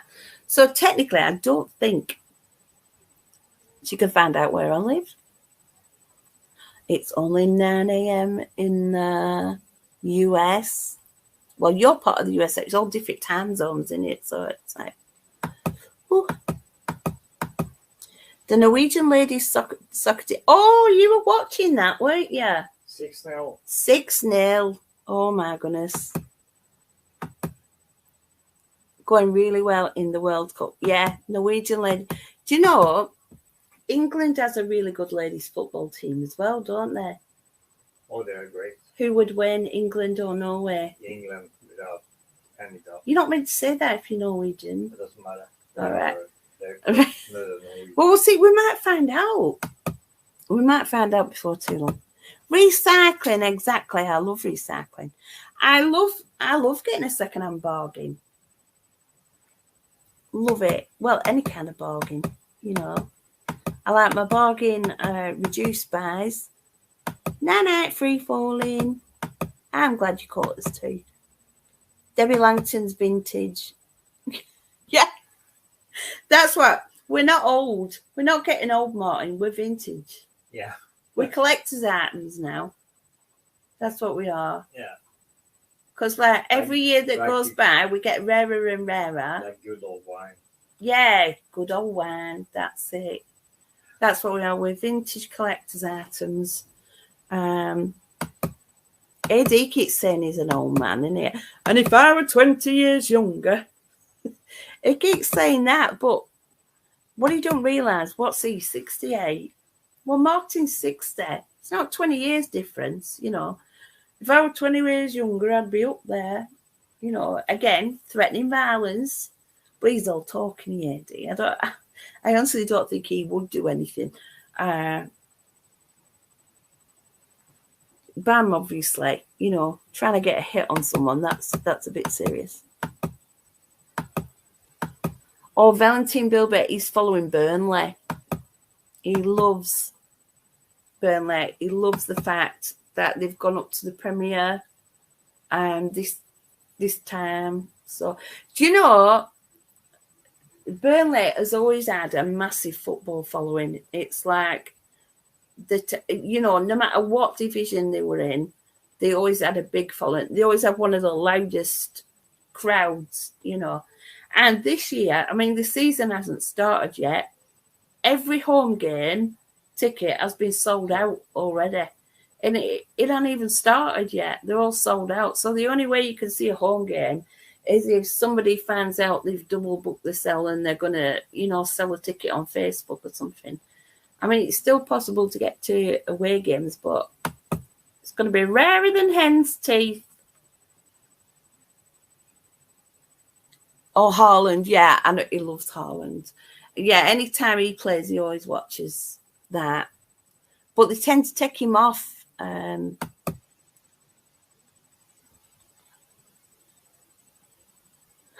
Oh, Burnley good. Oh, did you see Messi has gone to play in Miami for Squillions? And he scored in his first game. And he scored in his first game. Did you hear Martin speak then? AD, did you hear Martin speak? He knows that Messi scored in his first game over in Miami. And he's gone for Squillions. I do think, now this is my opinion, I do think football wages are a bit obscene, to be honest. You know, I mean, I'm all for people making good money out of talents and things like that, but the figures that they're paid, it's like, you know, when it's working class people that go and watch football, it just seems a little bit obscene that the players are paid more than they could ever spend. You know, you can't spend the kind of money that they earn, can you? Even if you went shopping every day.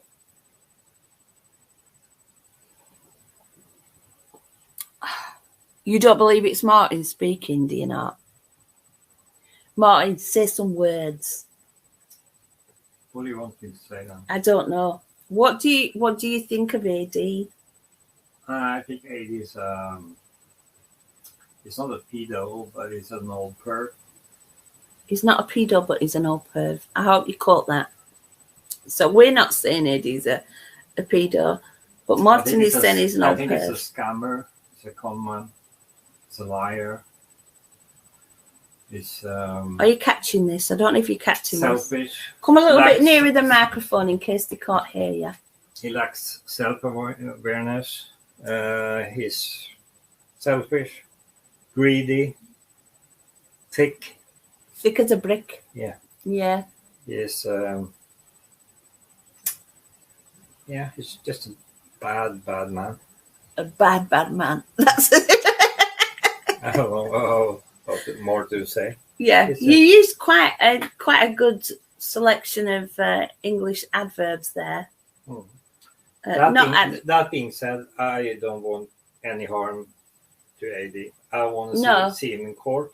I want to see him get convicted and pay for everything he has done. Yeah. That's it. Yeah.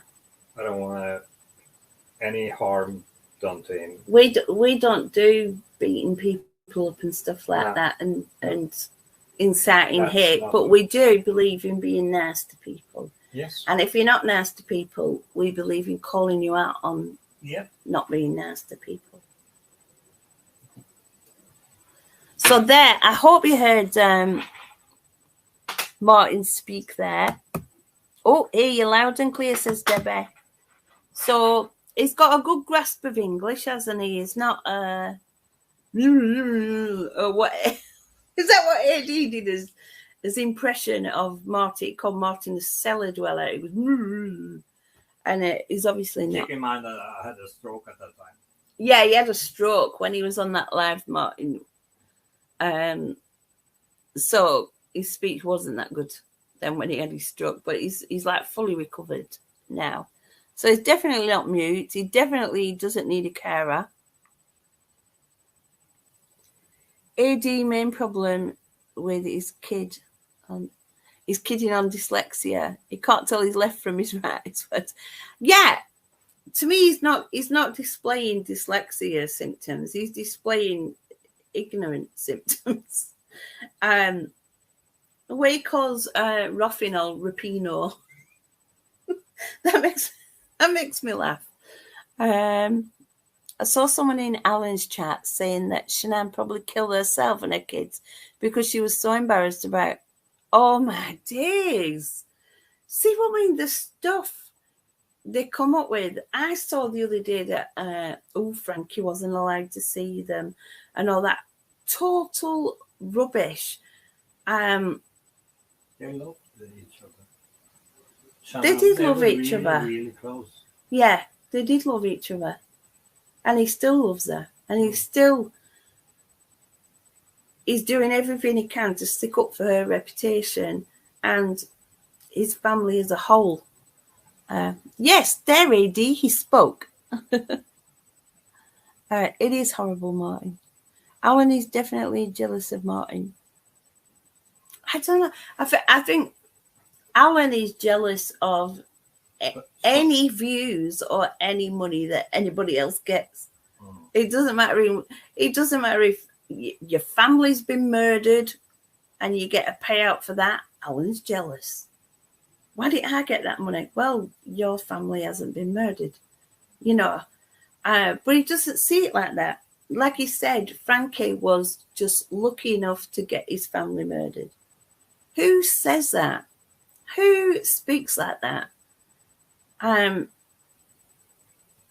He incites hatred against people, yet when something comes back on him, like Super Chaffer mentioning his daughter or the grumpy granny posting the pictures, then that's it. But has he forgotten all the pictures that he posted of Shanann? Has he forgotten posting the video of Nicola Bully's body being taken out the river? Has he forgot he posted the pictures of all kinds of things that really shouldn't, not nice things? You know, I say, I mean, God forbid this happen, but say AD lost one of his children or his grandchildren, and their story became fodder for YouTube scammers to pour over and make up theories about and post pictures of their damaged bodies or post theories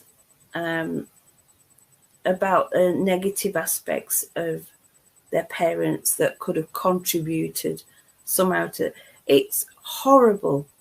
But AD can't see that. He can't see anything except from his own perspective. I'm going to go back on chat because I'm missing it again. I'm very rubbish at this. Yeah, that says it, doesn't it? Valentine says, Bam says, Frankie has had long enough pimping out his family. Who speaks like that? Well, I'll tell you, a psychopath who has no empathy and no sympathy. That's who speaks like that, because that's what she is. The same psychopath who tries to get a hit on someone because she doesn't like them. The same psychopath who drove someone to suicide, laughed about it, and said she would do it again. The same psychopath who said she beats up women and strips them naked to really humiliate them. The same psychopath who calls people paedophiles and then watches as the world crumbles around them and laughs because she's caused it. That's the type of person who says Frankie has had long enough pimping out his family. The same person. The person that's devoid of natural human empathy and natural human emotion. I suppose psychopathy is a disability in that way. There's something missing. They're not all there. That's it. They're literally not all there. There's something missing. But that doesn't excuse them. They still know what's right and what's wrong. They might not feel the guilt. They might not feel sorry or sad about that person, but they know what's right, they know what's wrong, they know what's legal, they know what's illegal. So they still have personal accountability for what comes out of their mouth and for their actions.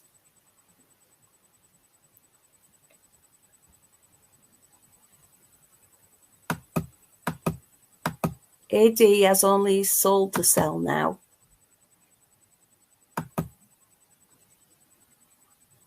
I kind of feel it's almost like he's sold his soul already. Yeah, poor Frankie. Exactly, poor Frankie. Poor Paul and Emma, you know, in the Nicola Bully thing. He's kind of said, he hasn't said it outright because he's learnt now, hasn't he? And Bam tries to do this. She won't say it outright, but just say allegedly or something like that, that there was a thing going on between them. There wasn't, but they'll suggest it because it's that adding that salacious, gossipy excitement. Excitement's the wrong word, but it is. It's like when the Romans used to go to the arena to watch the gladiators fight to the death. They wanted that adrenaline rush. They wanted the excitement, and they were kind of glad it wasn't them. You know, all that kind of stuff. It's the same thing. The people knitting at the guillotine, who went there to watch people executed for entertainment. It's just as long as the pain and the misery isn't theirs, it's fun. And that's so sad. Remember when Maureen admitted it was her that ruined Mary Marlowe? Yeah, Betty had to move because it was ridiculous. You know, all this thing about Betty's driveway, Betty's car. Once Betty had gone, they knew it was safe for the other other car that wasn't even a thing. So stupid. What band's followers may or may not know, there is proof on all of this. We have heard talks with former friends and mods where she plots and plans on how to manipulate others. That is true, and I have seen those. I haven't put them online, but I know Sarah Bellum has them, and I have them.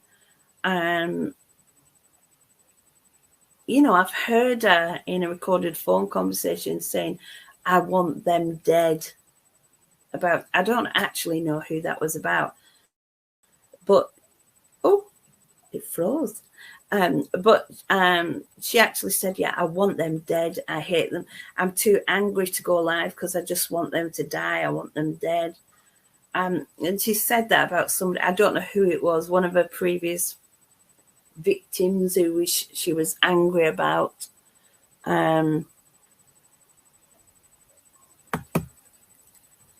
Martin has something recorded. Yeah.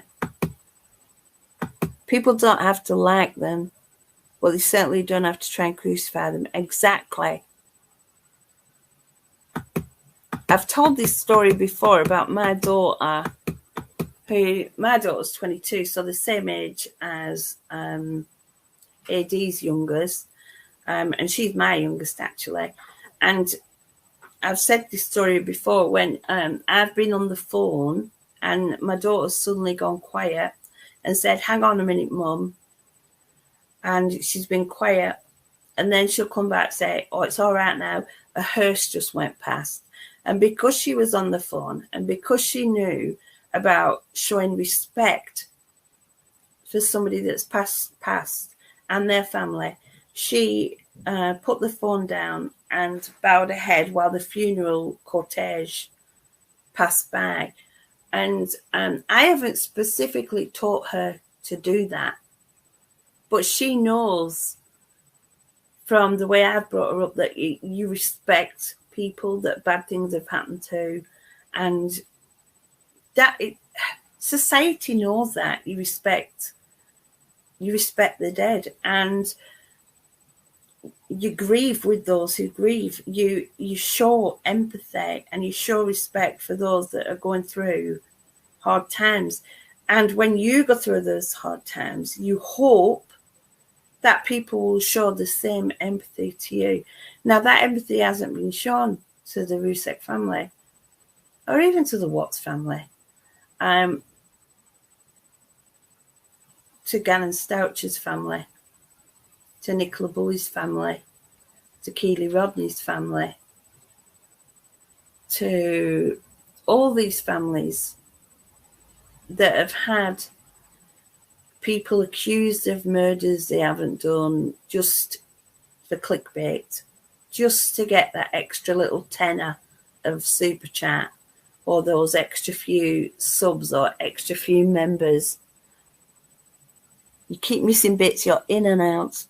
No worry, I know you're a busy lady. I saw your picture the other day where you had a gunshot wound in your head. I'm guessing that's one of your latest projects that's going to be coming out in the not too distant future. Yeah, Sarah Bellum. In 2019, she was telling everyone to refer to AD as Gary Glitter. She was. She is the one that was on a panel with Maureen saying he's a danger. And she was the one who called him a P word. She was. And Maureen as well. They were both talking about him and these hard drives that we can't believe in because Maureen has just backtracked on it. So I don't know. There's something wrong there. I don't know what was going on in Maureen's head. Either she had them or she didn't have them. Either there was a 10-year-old on a bed with an adult or there wasn't. It can't be both. It's got to be one or the other.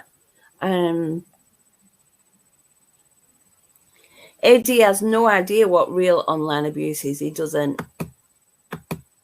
Yeah. And it's not just online. It goes through into real life.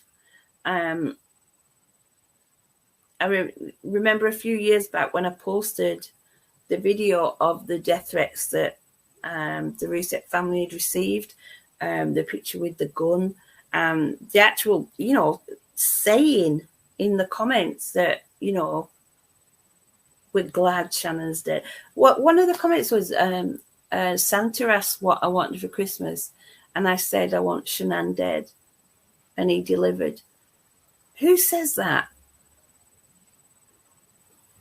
and sends that to a relative of that deceased person? It's beyond the pale. I don't understand it. From my work in schools,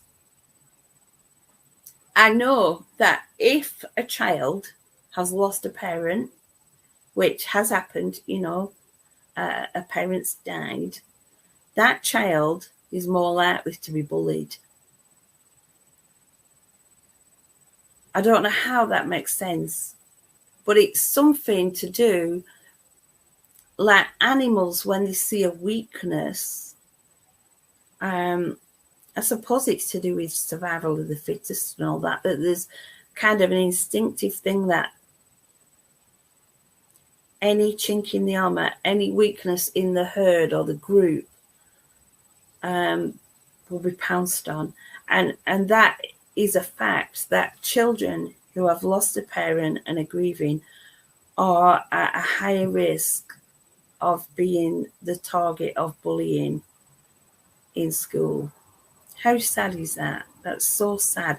The time when people need extra understanding and extra support is the time they're more likely to be bullied. And that mindset continues into social media. And this is what's so very wrong. And this is what I've always hated and I've always been against. Mo said she had proof, but now she says she has no proof. So we can't. She's another one that she's just not credible anymore.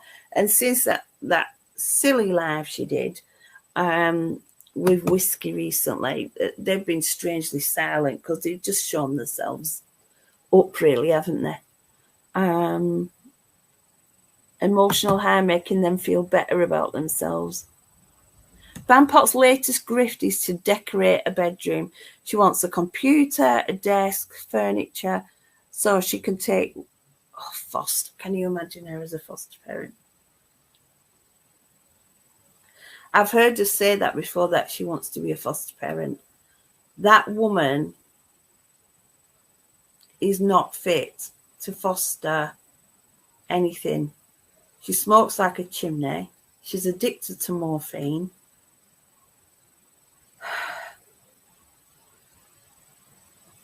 Just her lifestyle, the way she acts on the internet. Can you imagine a child who's already been damaged by a bad life experience, such as being orphaned or being abused and put into care, and then being taken to a house like that? I know what Bam's thinking. She's thinking it pays well, and it does, and that's such a sad thing. I understand that people should be recompensed and rewarded for actually doing that very important work, but at the same time, it does attract very unsuitable people that go into it for the wrong motives. Luckily, in the UK, we have a very good kind of like vetting system to they've got to go on a training course and things like that, and she won't be accepted. I can guarantee that. They're very short of foster carers in this country, but she won't. Nah, it's not going to happen. If anything like that did happen, it'd be an absolute nightmare. It'd be wrong. It wouldn't be healthy one little bit. Nah, towel. Bam did say she will stop when Frankie issues refunds. People need their money back. You're a Bam supporter, but not here to be rude or disruptive. Well, I'm glad you're not here to be rude or disruptive, and you can support who you like, obviously. Bam probably won't like you coming here, because she doesn't like people going to other channels that aren't supportive of her. You say people need their money back. It's not their money.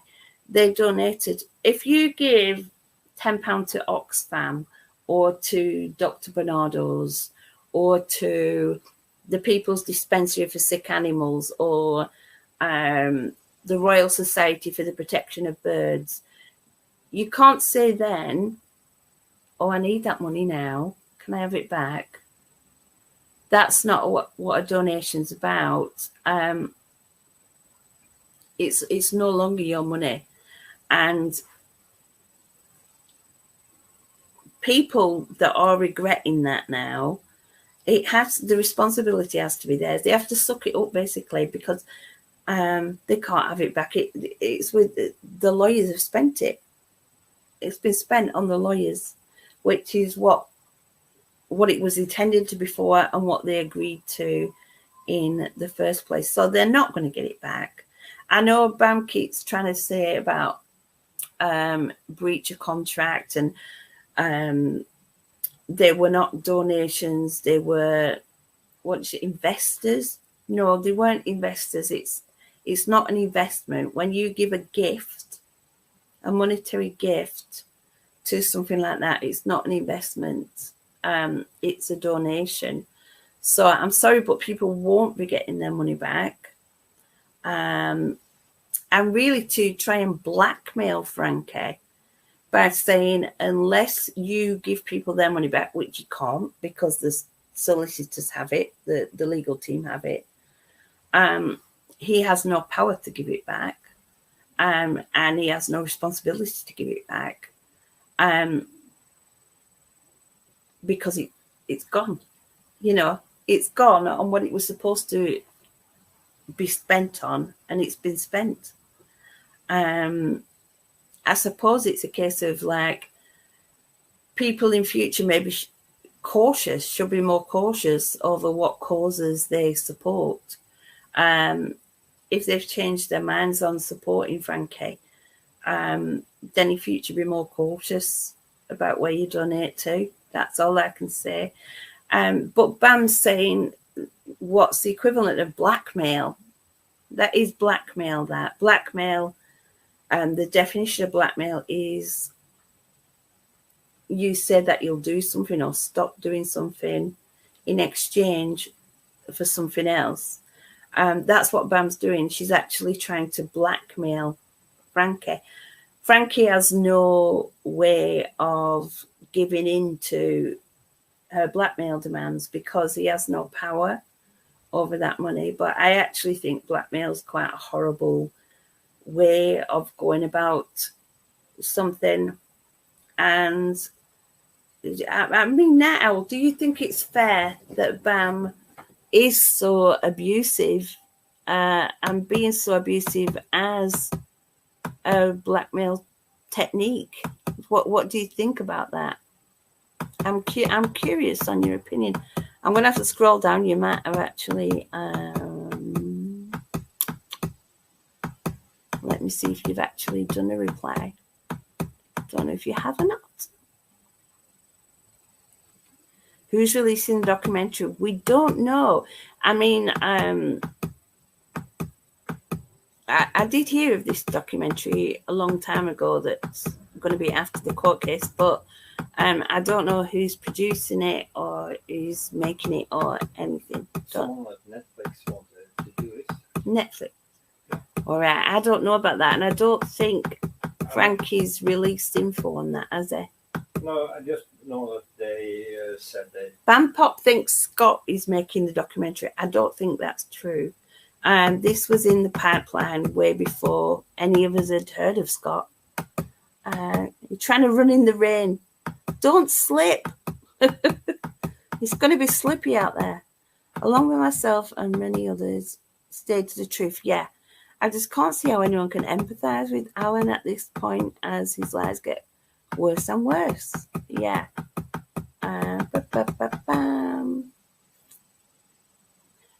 Dark Angel says the minute you give money, it's not yours anymore. Yeah, you wouldn't dream, would you, of putting like some money in a charity tin or sponsoring someone for running a marathon for leukemia. Do you know what I mean? You want it? Actually, can I have that back now? You know, you don't do that.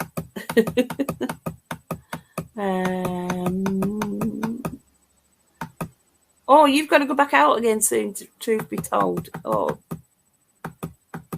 Well, it's good to see you in here anyway. This life's getting in the way of YouTube. Oh, bye, Debbie. Debbie's gone to walk the dog. Oh, I'm so behind in chat. It's ridiculous. Bam is very direct. By direct, do you mean abusive? She didn't want any of this. She didn't have to do any of this. She really didn't. She did say, leave her alone and she will stop. Right, sorry, I must have missed where Frankie was annoying her. Where's Frankie been pestering her? Where's Frankie been saying anything? Frankie hasn't said anything for a long, long time. That is an excuse, actually. She tells people to leave her alone, but she's the one doing all the bitching and abusing of other people. She's the one who will go 7 hours bitching about me, bitching about Claire, bitching about Frankie, even bitching about his mum and dad. So nobody's making her do that. Then again, it's personal responsibility. It's about being accountable for your own actions. And the fact that a lot of what she's saying is very untrue. No, I agree. You're not here to make trouble. And that I'm grateful for that. That's fair. The thing is, though, Bam does make trouble. And she's fully aware she's making trouble. This is why she says she will stop if her demands are met. Her demands being that people who subscribe to her get their donations back. It's not going to happen. It's impossible for it to happen.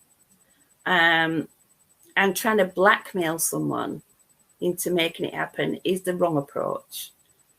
Being abusive, being very, very abusive, telling lies about people is just not the way to act. And saying, I will continue to lie and continue to abuse unless my demands are met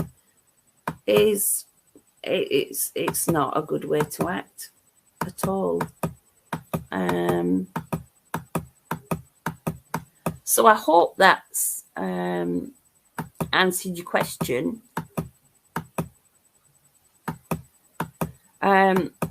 You know, I will answer your questions if you answer questions respectfully. But how do you feel? I've got a question for you now. How do you feel when you're in Bam's chat and hearing the way they speak about me, the way they speak about Martin? Although until not so long ago, Martin was classed as a very good friend of Bam, who she'd always be grateful to.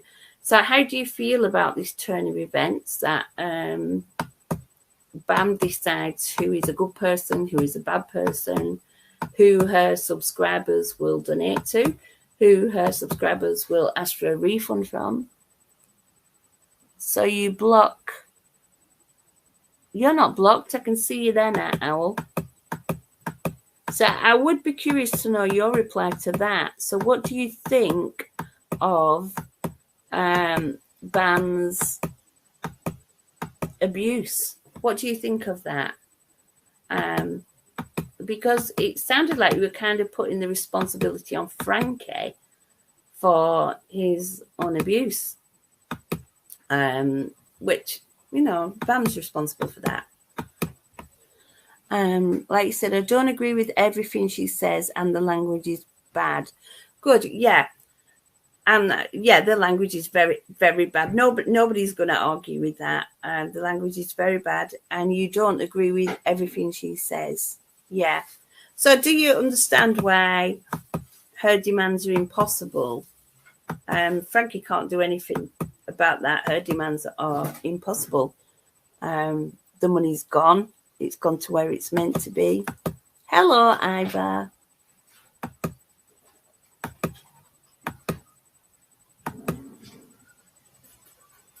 Now, Iva, I hope you're going to behave. You know, because I'm always polite to you. And sometimes you're not very nice. You're not very nice to Martin at the moment. And I don't really know what he's done to upset you. But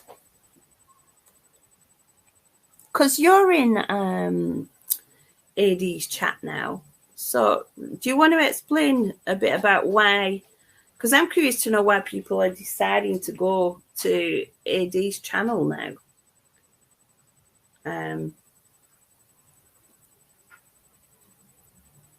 It does seem a bit weird.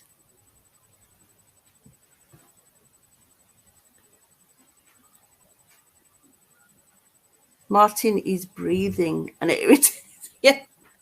I think some of them really would like it if he didn't breathe anymore. But then I'd be very sad. Martin gets so much stick and he's actually very kind, very fair. Doesn't suffer fools, I'll tell you that. Doesn't suffer fools at all.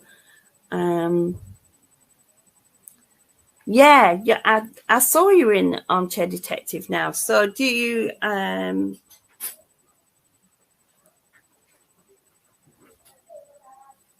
they're all going to Eddie's channel because it is Bam's agenda.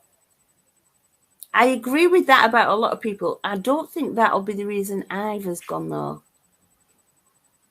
I don't think Iva will go because it's Bam's agenda, because Iva's had her own run-ins with Bam. So I think there's something else motivating that. I'm curious to know what. Bam has been horrible to people. So Night Owl is a Bam supporter, but not AD's. Oh, Night Owl, she might try and make you change your mind on that now.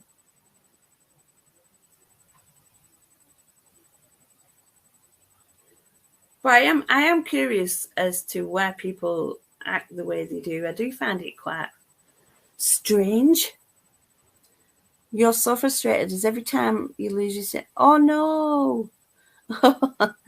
They gave that money over in good faith and now they want it back. That's all down to Bam and her big fat mouth. They will never get it back. Forget it now. Yeah, they won't get it back. No, it's true. Because it's not their money. End of. Hello, Marie Cullen. Give me a link. I'm not doing a panel either, but feel free to text message, not text, message.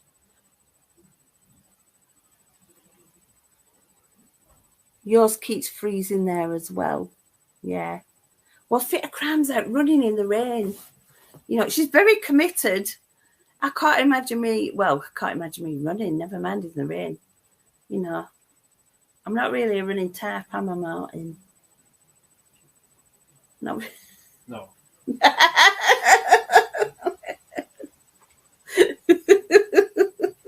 It's like, my philosophy is, right, if you exercise, you end up with injuries. I've noticed this. Have you noticed that, Martin? People who do the exercise thing, they always end up hurting themselves. Mm. You know, and I don't want to take the risk. No.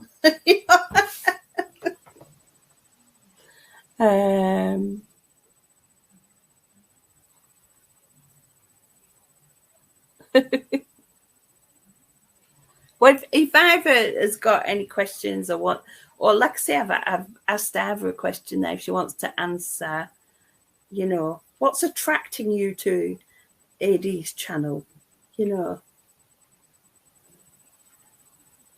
It's a brilliant feeling running in the rain, Helen. You should do you know, my daughter's doing Character 5K, and for like about 30 seconds I considered it. You know, maybe I'll consider it. I did download the app once. It was a few years back. But that's all I did. I downloaded the app. You know, you never know, dear. You never know. I don't want to end up needing a hip replacement or something. Eddie's not being factual and targeting people just because he sees them being cordial to others. That's true. Yeah. Yeah, because apparently we're all in a gang, aren't we? And I have to say that's not true. I saw a comment you made, Ivor. Can't remember where it was now. Oh, it was under AD's actually. And it said like Helen was a woman with good morals and integrity, and a backbone, but then she met Martin, so I don't know what's changed. I'm still saying the exact same things I've said for the last 4 years, in that it's unfair to attack victims of violence or tragedy and their relatives. I've always said that. I'm always going to say that. I don't like it. It's nasty. It's horrible. I've always said I don't like bullies and I don't like bullying, and it's true. But I will stand up to a bully. I won't bully someone, but I will stand up to a bully, because bullying only works if people are afraid and if they feel silenced. So you've got to not be silenced. Then bullying doesn't work. Tell me, you watch and don't work. I don't work now. No, I did work for quite a number of years in education, and then I took ill health retirement because I underwent a number of assessments, and they assessed me as being eligible for ill health retirement. So now I get a small pension, and it's topped up by benefits. When me and Martin are living together as man and wife, I won't be claiming those benefits because I won't need them. But I paid my taxes in for years. My mother paid her taxes in before that. And I'm sleeping with a bully. Am I? Who's he bullying? Who's he bullying? If you can explain. Yeah, I don't work. But I have done. I don't work now. That's correct. I'm 56 years old and I've took ill health retirement. I've never hidden the fact that I don't work now. This is why I'm on YouTube, because I'm not at work. I've got more time on my hands. So I kind of think if I can spend my time sticking up for people who are being abused on the internet, being bullied on the internet, I think that's a worthwhile thing to do with my time.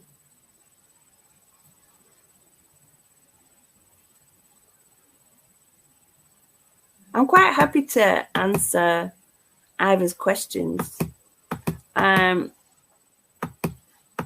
Yeah, Ivor does get drunk and bully. That is a fact. That is a fact. You are quite nasty when you're in drink, and I think you know that yourself, and that's why you delete a lot of the stuff that you do put up. Especially, I mean, you have been pretty horrible to Frankie, and pretty horrible to other people as well. And I've never seen a video of Frankie attacking Ivor Problem.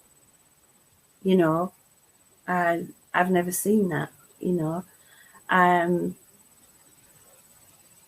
But you have done a number of videos attacking Frankie. That's just a fact. That's reality. And I'm saying this calmly. And I think you'll agree that I've always been quite fair with you. But it's like you say yourself, I will say it straight, you know. I will say the good bits and I'll say the bad bits as well, you know. I think, didn't you say you didn't work at the moment or something? I know you have been working, but then you're looking for more work or something. So, I mean, I don't know. It's AD doesn't work. I don't know. You know, if you want to think of it that way, AD doesn't work. He's actually quite proud that he's never got his hands dirty. He says these hands have never seen a day's work in their life. He's always got other people to provide for him or graft for him. And he's still doing that, isn't he? You know, he's still getting other people to do the work for him. And he's a tax avoider. I paid my tax. AD, well, the ruling against him said he owed £56,000 in unpaid tax. So he has been avoiding paying tax quite a large part of his life, and stealing from pensioners and people who actually need that money. You know, people who do retire on ill health grounds and things like that. You know, mothers with young children who find they can't work and pay childcare, you know, that kind of stuff, which is a perfectly acceptable need.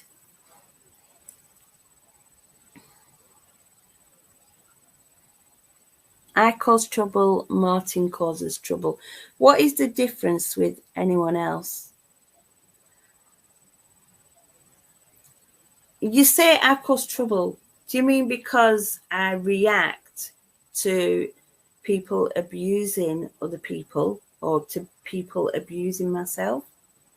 Is that what you mean by trouble? Or do you mean because I don't let bullies get away with it? Or do you mean because I'm maybe in a small way affecting the income of people who lie to get money? Is that what you mean by causing trouble? You know, if you could give me an example or elaborate, then I'd be very willing to answer. Ivor will show up in Bam's chat next. Well, I don't think Ivor's a fan of Bam at all. But the crazy world of YouTube, who knows what's going to happen next, I tell you. Alan is just a moron. He knows exactly he does know exactly what he's doing. But you're right, he's not as clever as you think. And this is a thing about narcissists as well.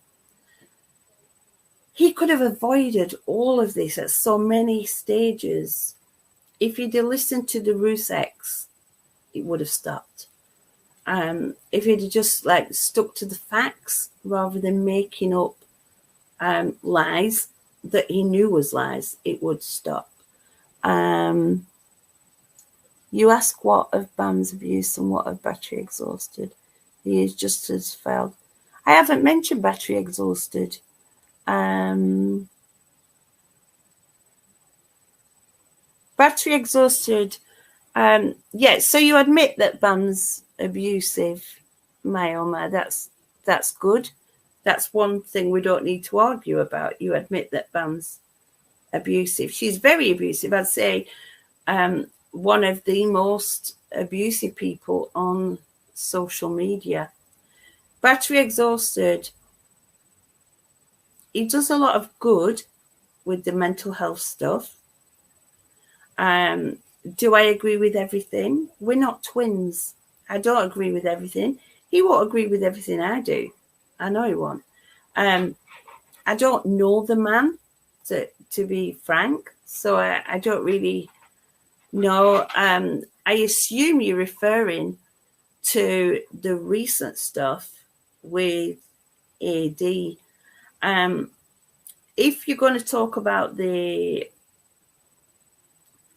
you know, as AD puts it, putting his dick in his mouth, you know, there was no penis shown whatsoever, but it was done in a kind of toilet humor way for sure. If you're on about that, then which is more abusive? Doing that or somebody saying in a non-humorous way that I'm a prostitute, that Martin's having sex with a hippo who and calling me really vulgar names to do with my private parts and making up lies about my life, which is the most abusive. You know, because obviously nobody's 100% good, nobody's 100% bad. We're all on a spectrum. But I'm one of the people that think you've got to try to do the minimum amount of harm. Writing songs about his daughter, one song, let's get that right. Do I agree with that song? No. Taylor Swift wrote 4 songs about her ex-boyfriends. She did, yeah, about her exes. Yeah, but she doesn't personally know Alan's daughter. So. Frank Zappa's You're an Asshole. You're an Asshole. Yeah. I mean, lyrics. If you write a song, doesn't mean that you're singing. You can sing as a third person, or it's true. Yeah, it is true. Personally, I'm not into those lyrics. To me, they're more BAM style of lyric. You know, I'm not into the full-on vulgarity thing. I never have been. What about Salty? Suck my dick all the time. Oh, Salty. Yeah, Salty. How many people laughed when Salty's like, yeah, suck my dick all the time? That was her catchphrase, really, wasn't it? You know, that's fine. That's not fine. I don't know. It's how you look at things. Is something done out of malice and fit of crime? I doubt anyone will go to court. And you are allowed that opinion, Mayoma. You are allowed that opinion. I believe 100%, as does AD, that he is going to court. AD believes he's going to court. AD said he's presented evidence to the King's Bench. AD knows that the negotiations didn't get anywhere. There was no middle ground. AD has said he's going to spin it out so that it has to go to court, and then he's going to defend himself. These are AD's words. So if AD knows he's going to court, you know, but you are allowed to not believe it till it happens, of course. Yeah. But it will happen. 100%. I think Critical Care thought she'd never get to court, and she didn't really get to court. She refused to go. But there was a verdict in her absence, wasn't it? Because she was like AD, trying to make the money run out, trying to use avoidance tactics, all this stuff. She was using those same kind of tactics. It didn't work.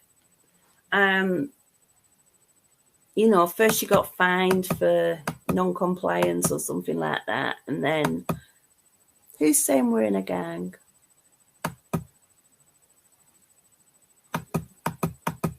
Have I missed something?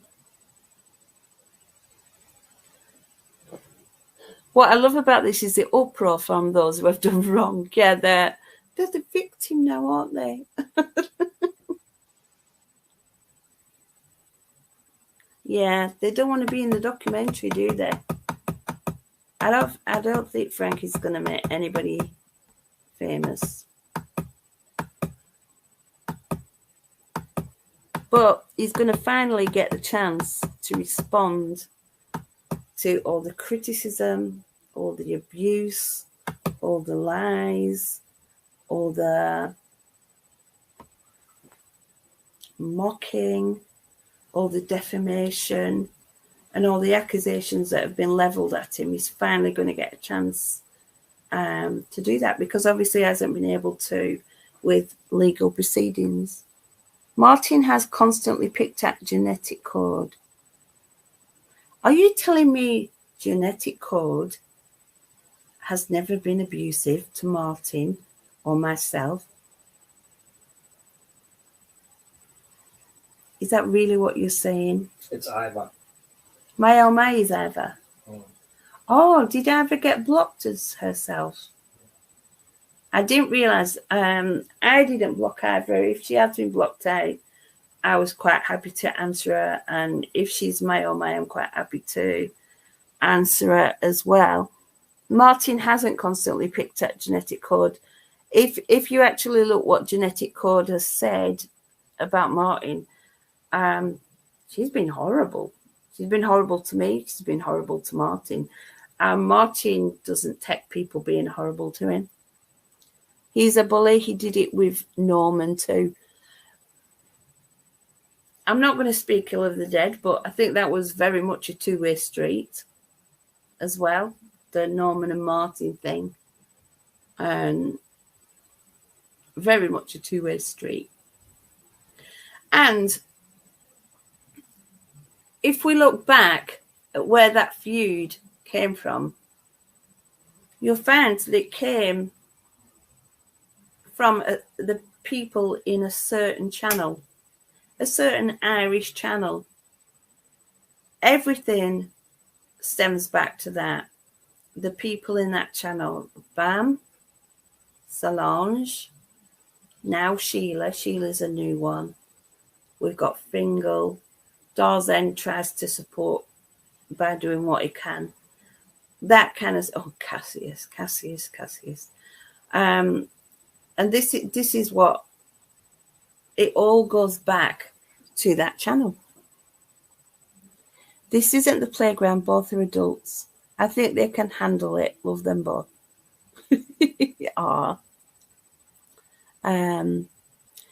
Correct, Cerebellum. Norman and Martin were friends until Bam and her trolls interjected and created it. Yeah. What they do is they whisper something in one person's ear. They whisper something in another person's ear. And this is what happens. This is what they've done for years. And they do it quite... It's sort of like a power trip. And Martin knows now that you were lied to, don't you? With a lot of the Norman stuff. Martin knows that. But at the time, he trusted those who were lying to him. And we've all made mistakes like that. I mean, I've made mistakes like that with Kelly the Advocate. You know, it's just what happens sometimes. You live and learn, you know. Like genetic code, I used to think genetic code was fine. Then, because I wouldn't jump on the Claire bandwagon, because Arm Hair wouldn't jump on the Claire bandwagon, we became the enemy.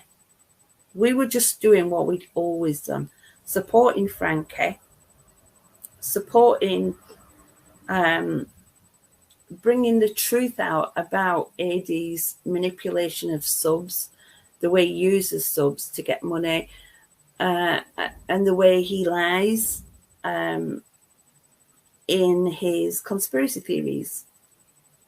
I've always said that. I always will say that, because these are the facts. And you can't get away from the facts. And YouTube and social media as a whole, probably the law as well, needs to change to realise that it shouldn't be a money-making exercise to hurt and lie. Everybody should be allowed their own opinions. I fully agree with that. Freedom of speech is not freedom to abuse. It never has been freedom to abuse or defame. Jen did turn into a mean girl, and Bam has always been a mean girl. Yeah, Leslie had to get an injunction against Bam. Yeah, I think Norman was done wrong and Martin was done wrong. And it's really, really sad now that because when somebody's life ended, you can't go back and fix things. You can't. And it's really sad, is that?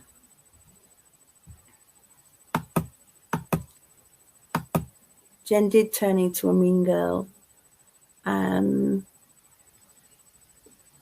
Well, loves, you have to get going to work. Oh, thank you for coming, Bubble and Brew.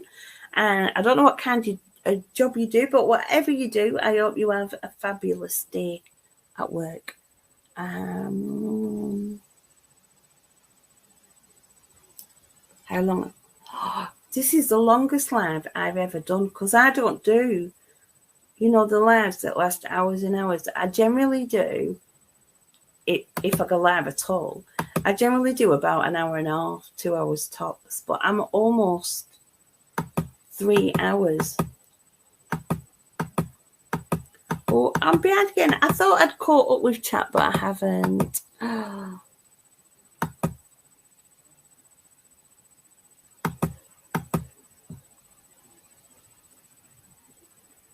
Tinksy's got a good... many brought us so much pain through lies, gaslight, through the last years, but now they can't harm us anymore. No, because they're exposed. Solange, there are still some people that think Solange is an asshole lady, and she's not. She's really not. She loves stirring. She loves causing trouble. I mean, who was sat beside Bam when Bam did the rant against Amber's daughter? Solange was there on that panel. She was right there beside her. And Solange gives money, which guarantees her a place. She's very contrary, isn't she? Like with Frankie and like when she had Frank Rusek on that time when Bubbles was on, I actually said to Bam, you handled that well, because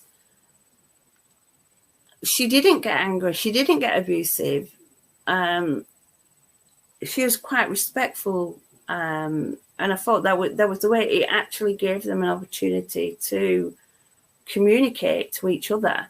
And I thought that was really good. But now she says, well, I never really liked Frank. So it was all fake. It was all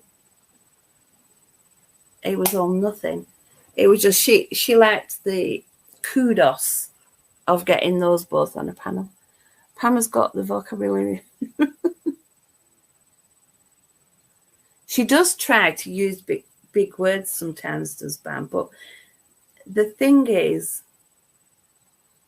she's a bit like AD in that respect. When AD tried to say Raffinol and says Rapino,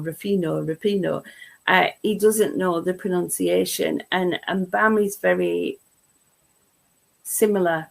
Do you remember when she was trying to talk about a folie deux?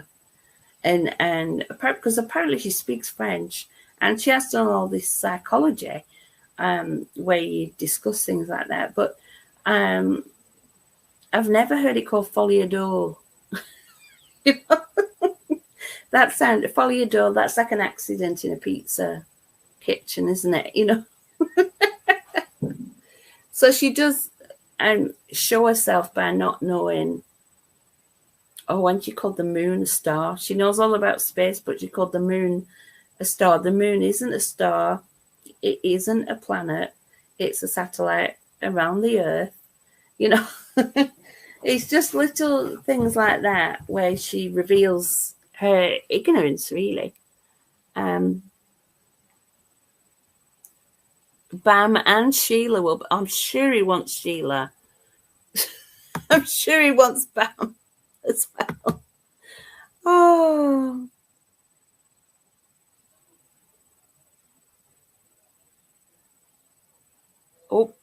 I think Tinksy and Lady Luke are having a little tiff. Not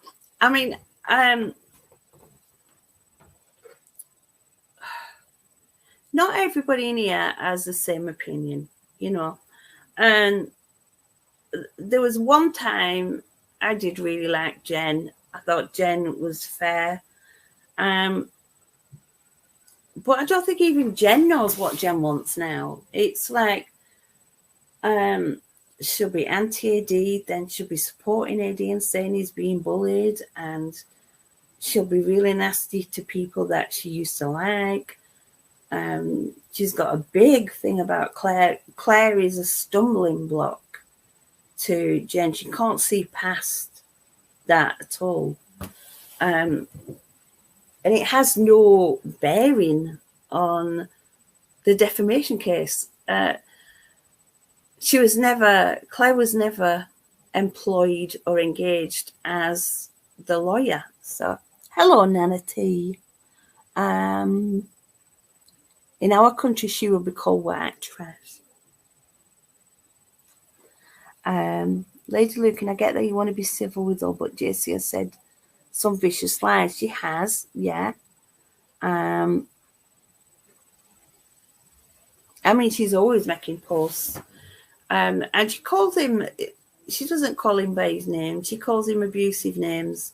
She calls me abusive names. I call her Jen, you know. I think that's the difference here. It's how you speak to people. And are you just being abusive for abuse's sake, or do you have a point? I prefer to present a point, why I feel a certain way, why I don't like a certain behaviour. I'm not just going to say like, I'm trying to think of an abusive term. I'm not just going to use an abusive term and that's it. You know, you're a cunt. I'm not going to say that. I'm going to say, this is a bit of your behaviour I don't like, I don't agree with, and I think I should stand against because it shouldn't be allowed. That's, you know, that kind of, it's not about opinions, it's about how people stands. Yeah.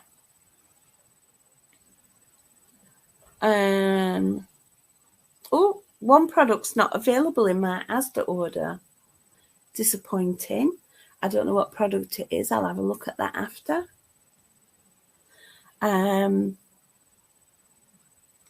Yeah. I think Jenny's quite amusing sometimes because she'll be in BAMs, but when there's an awkward bit, like, I mean, the Super Chuffer thing, I mean, she was Super Chuffer's #1 fan and then suddenly turned on him, and now Super Chuffer's the devil, and she's been horrible to Frankie. I don't see any reason for that. I thought she would daft getting involved with BAM in the first place, but you know, it's up to people what they do. I thought it was a really dumb move, and I think that environment's rubbed off on her, that she is a lot more abusive than she used to be. And it's not just straight talking, it is abuse.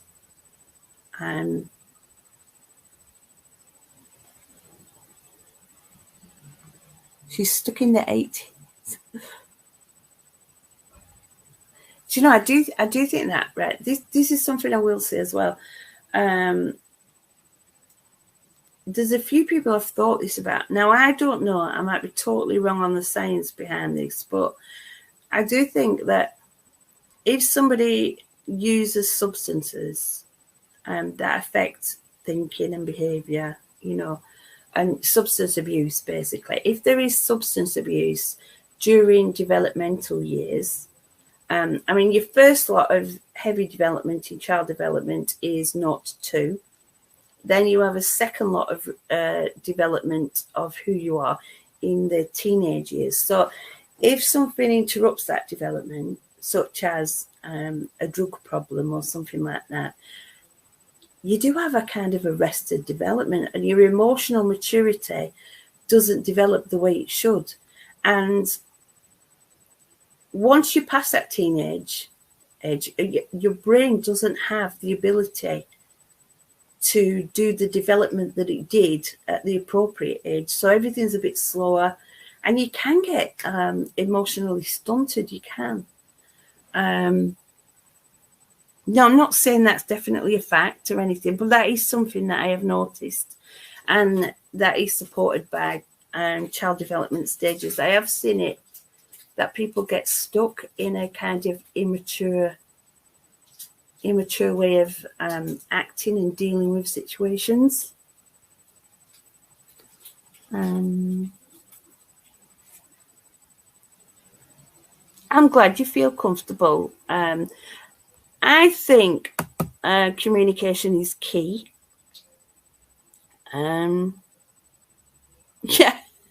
JC's stunned, and Bam's on opiates. She says they're prescribed. Personally, I doubt that, because I know what the medical profession feels about long-term opiate prescriptions. I don't think she qualifies for that. I don't think many people do qualify for such long-term, where it's years. It's generally emergency situations or end-of-life care. End-of-life care when pain relief is more important than... See if you recognize this sound. Oh. No, I didn't say that.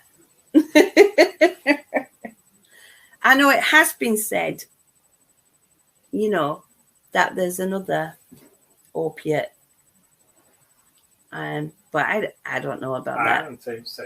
You didn't say anything. I don't have a secret camera to find out these things. What I can say is I'm on a cup of tea. It's cold now because it's been there 3 hours. It is stone cold, but it still wets your whistle. Yeah, variations. Yeah. What do they say? If you lie down with dogs, you get fleas, or there's those sayings, isn't there? And it is you pick up the characteristics or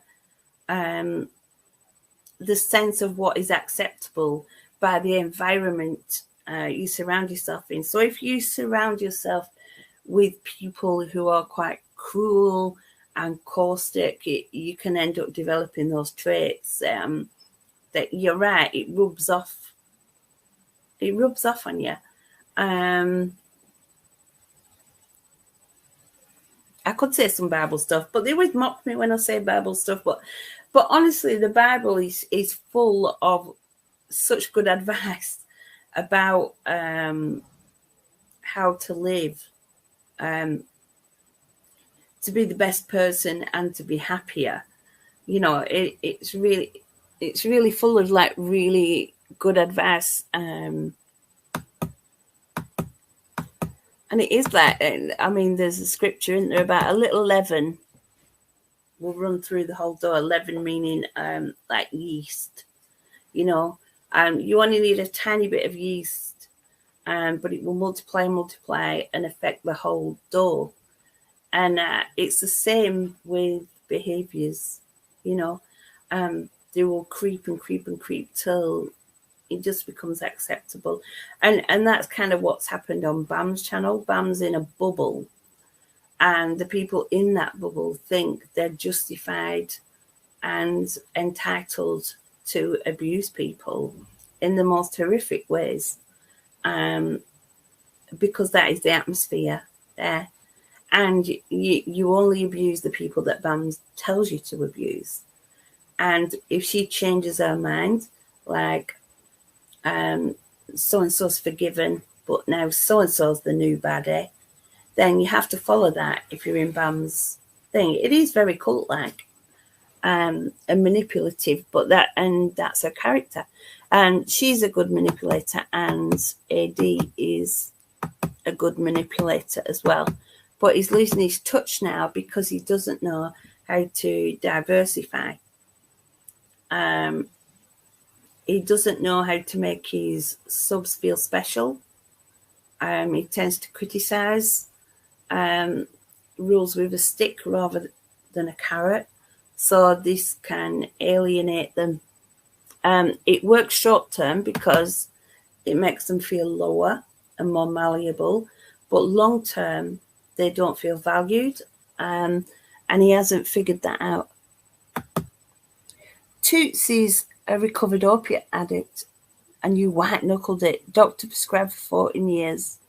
There's been a crackdown recently, aren't there? Because there was a time when there were long-term prescriptions, but now doctors are really wary about addictive substances, and they prefer to prescribe non-addictive treatments. So there is a lot of that trying to get people off addictive medication now. Probably saves on repeat prescriptions, doesn't it? If you know, but white knuckling it, oh, that sounds hard. The YouTuber that would never help. Oh, I don't know about that one. You were always worried that she would OD. Oh, Tootsie Pop's a weed farmer and a stoner. I'm not going to tell anybody what to do. I know some people find cannabis a really useful substance for pain management, relieving anxiety, things like that. Some places it's legal, some places it's not legal. I always think it's best to follow the laws of the land you live in. You know, it saves a lot of hassle. But I do believe that, see, I'm not against cannabis per se, but I am against the drug trade in general, because there is a lot of abuse and violence, and it's linked with other forms of crime, such as human trafficking and prostitution, but not people that choose that lifestyle, people that are kind of forced into it by their addictions and things like that. And, you know, the people, you know, if you think about in the countries where there are the cartels and the horrible things that they do to each other and the murders and stuff, you know, by legalizing something that's moderately safe, such as cannabis, and I think it'll have multiple effects. It will there'll be proper research done to find out what the real effects are and how useful it can be in medicine. There will also be a purity thing, and presumably costs will go down because it's not black market stuff. It would be in a form that was produced under like food and whatever guidelines, so it'd be a product rather than, you know, but that's one for the governments to sort out. I do think if we could get rid of the criminal gangs associated, you know, like the cartels, that, you know, there must be a way of doing that somehow. Why does Artificial Detective say he needs subs, and if he doesn't get them, he'll have nowhere to live? Yeah, he'll have to live like us, me and normal folk. He'll have to rely on, I mentioned that if he is that poor, he would get housing benefit. But he thinks he's above that. Not to mention he hasn't paid any tax in his life, so really he hasn't contributed to get a return on that. But he would be entitled to housing benefit, so he wouldn't be homeless. Any talk of him being homeless is outright lie. He wouldn't be.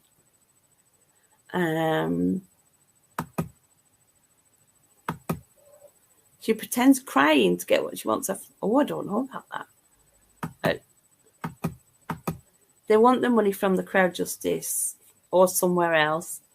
The fine print states no refunds. Yeah, you can't refund. It's not like a credit union. You put some in and take some out. You know, it's a donation. You don't give someone a birthday present and then say, actually, can I have that back? I want to give it to someone else now. You know, you just don't do that. Can you imagine charities if it was run like that? Oh, it'd be such a nightmare, wouldn't it? It's like everybody's like, do you remember that money I gave you in 1984? I could really do with that now. You know, it's... Weed should be legal for pain. I know there's a strong argument for that.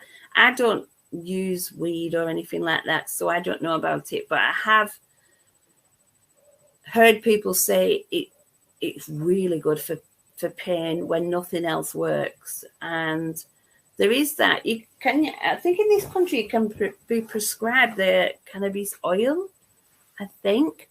But you obviously want something that's going to be medically safe, approved, and you know, if you could get it on prescription, that's a lot better way of doing things, isn't it, than like having to go to somebody illegal or something like that. Although it is legal in certain places, it's not legal anywhere in the UK. It's illegal, but I think you get away with personal use. They don't enforce the personal use. But I'm not an expert on that, as I don't do any of that. So I can only give you my non-user opinion.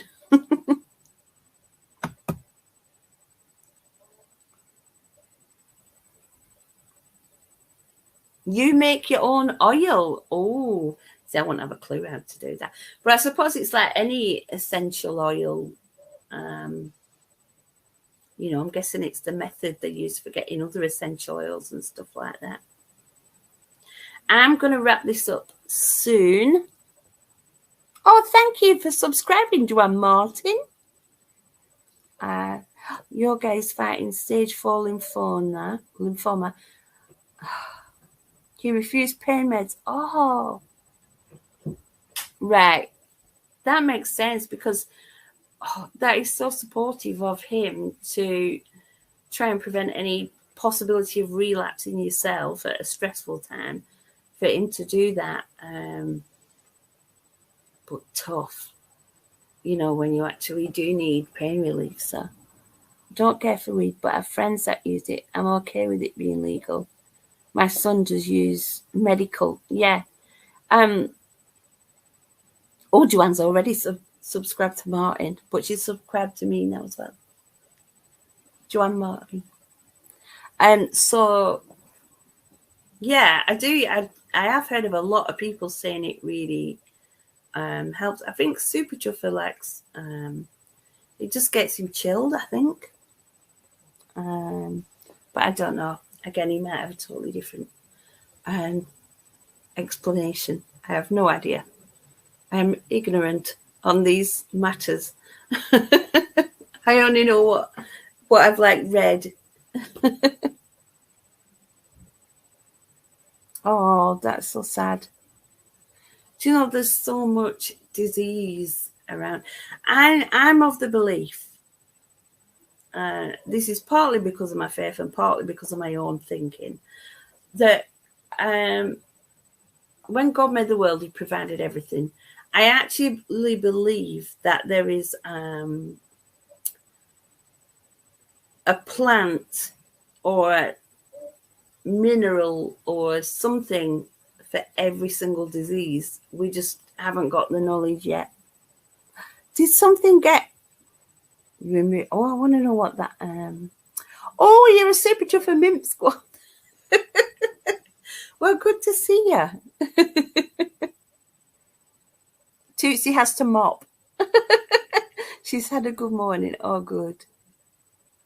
Yeah, I do believe there is. If we just you know, if we'd explored everywhere in the rainforest and tested everything, I do think there would be a cure for everything in the natural world. We just haven't got enough knowledge. Yeah, I saw a comment disappear. I'm guessing it was a trolley one, but I don't know what it said. But I've been on now 3.25 hours, which is a definite record for me. And I think I should do something else with my day besides be on YouTube. So I'm going to say thank you, everyone, for joining us. There are still 61 people here, which is like a lot for me because my numbers are always really, really small. So thank you for everyone. I'm glad I got a chance to speak to people from the other side of the coin as well. That was good, because I do like that. I do, because I think sometimes we're not seen as real people with real feelings. We're just seen as the enemy, or what somebody's built us up to be, this kind of just a nasty troll person, when that's not actually the case. You know, I try to be fair, and I try to none of the girls I've just mentioned you are live, and I didn't know you were on YouTube yourself. I rewatched it. Oh, fabulous. Yeah, so I'm really sorry to those who are experiencing really nasty diseases and illnesses. There's so much of it about, and I know a few of my subs have lost people recently and are still suffering that kind of grief from that. And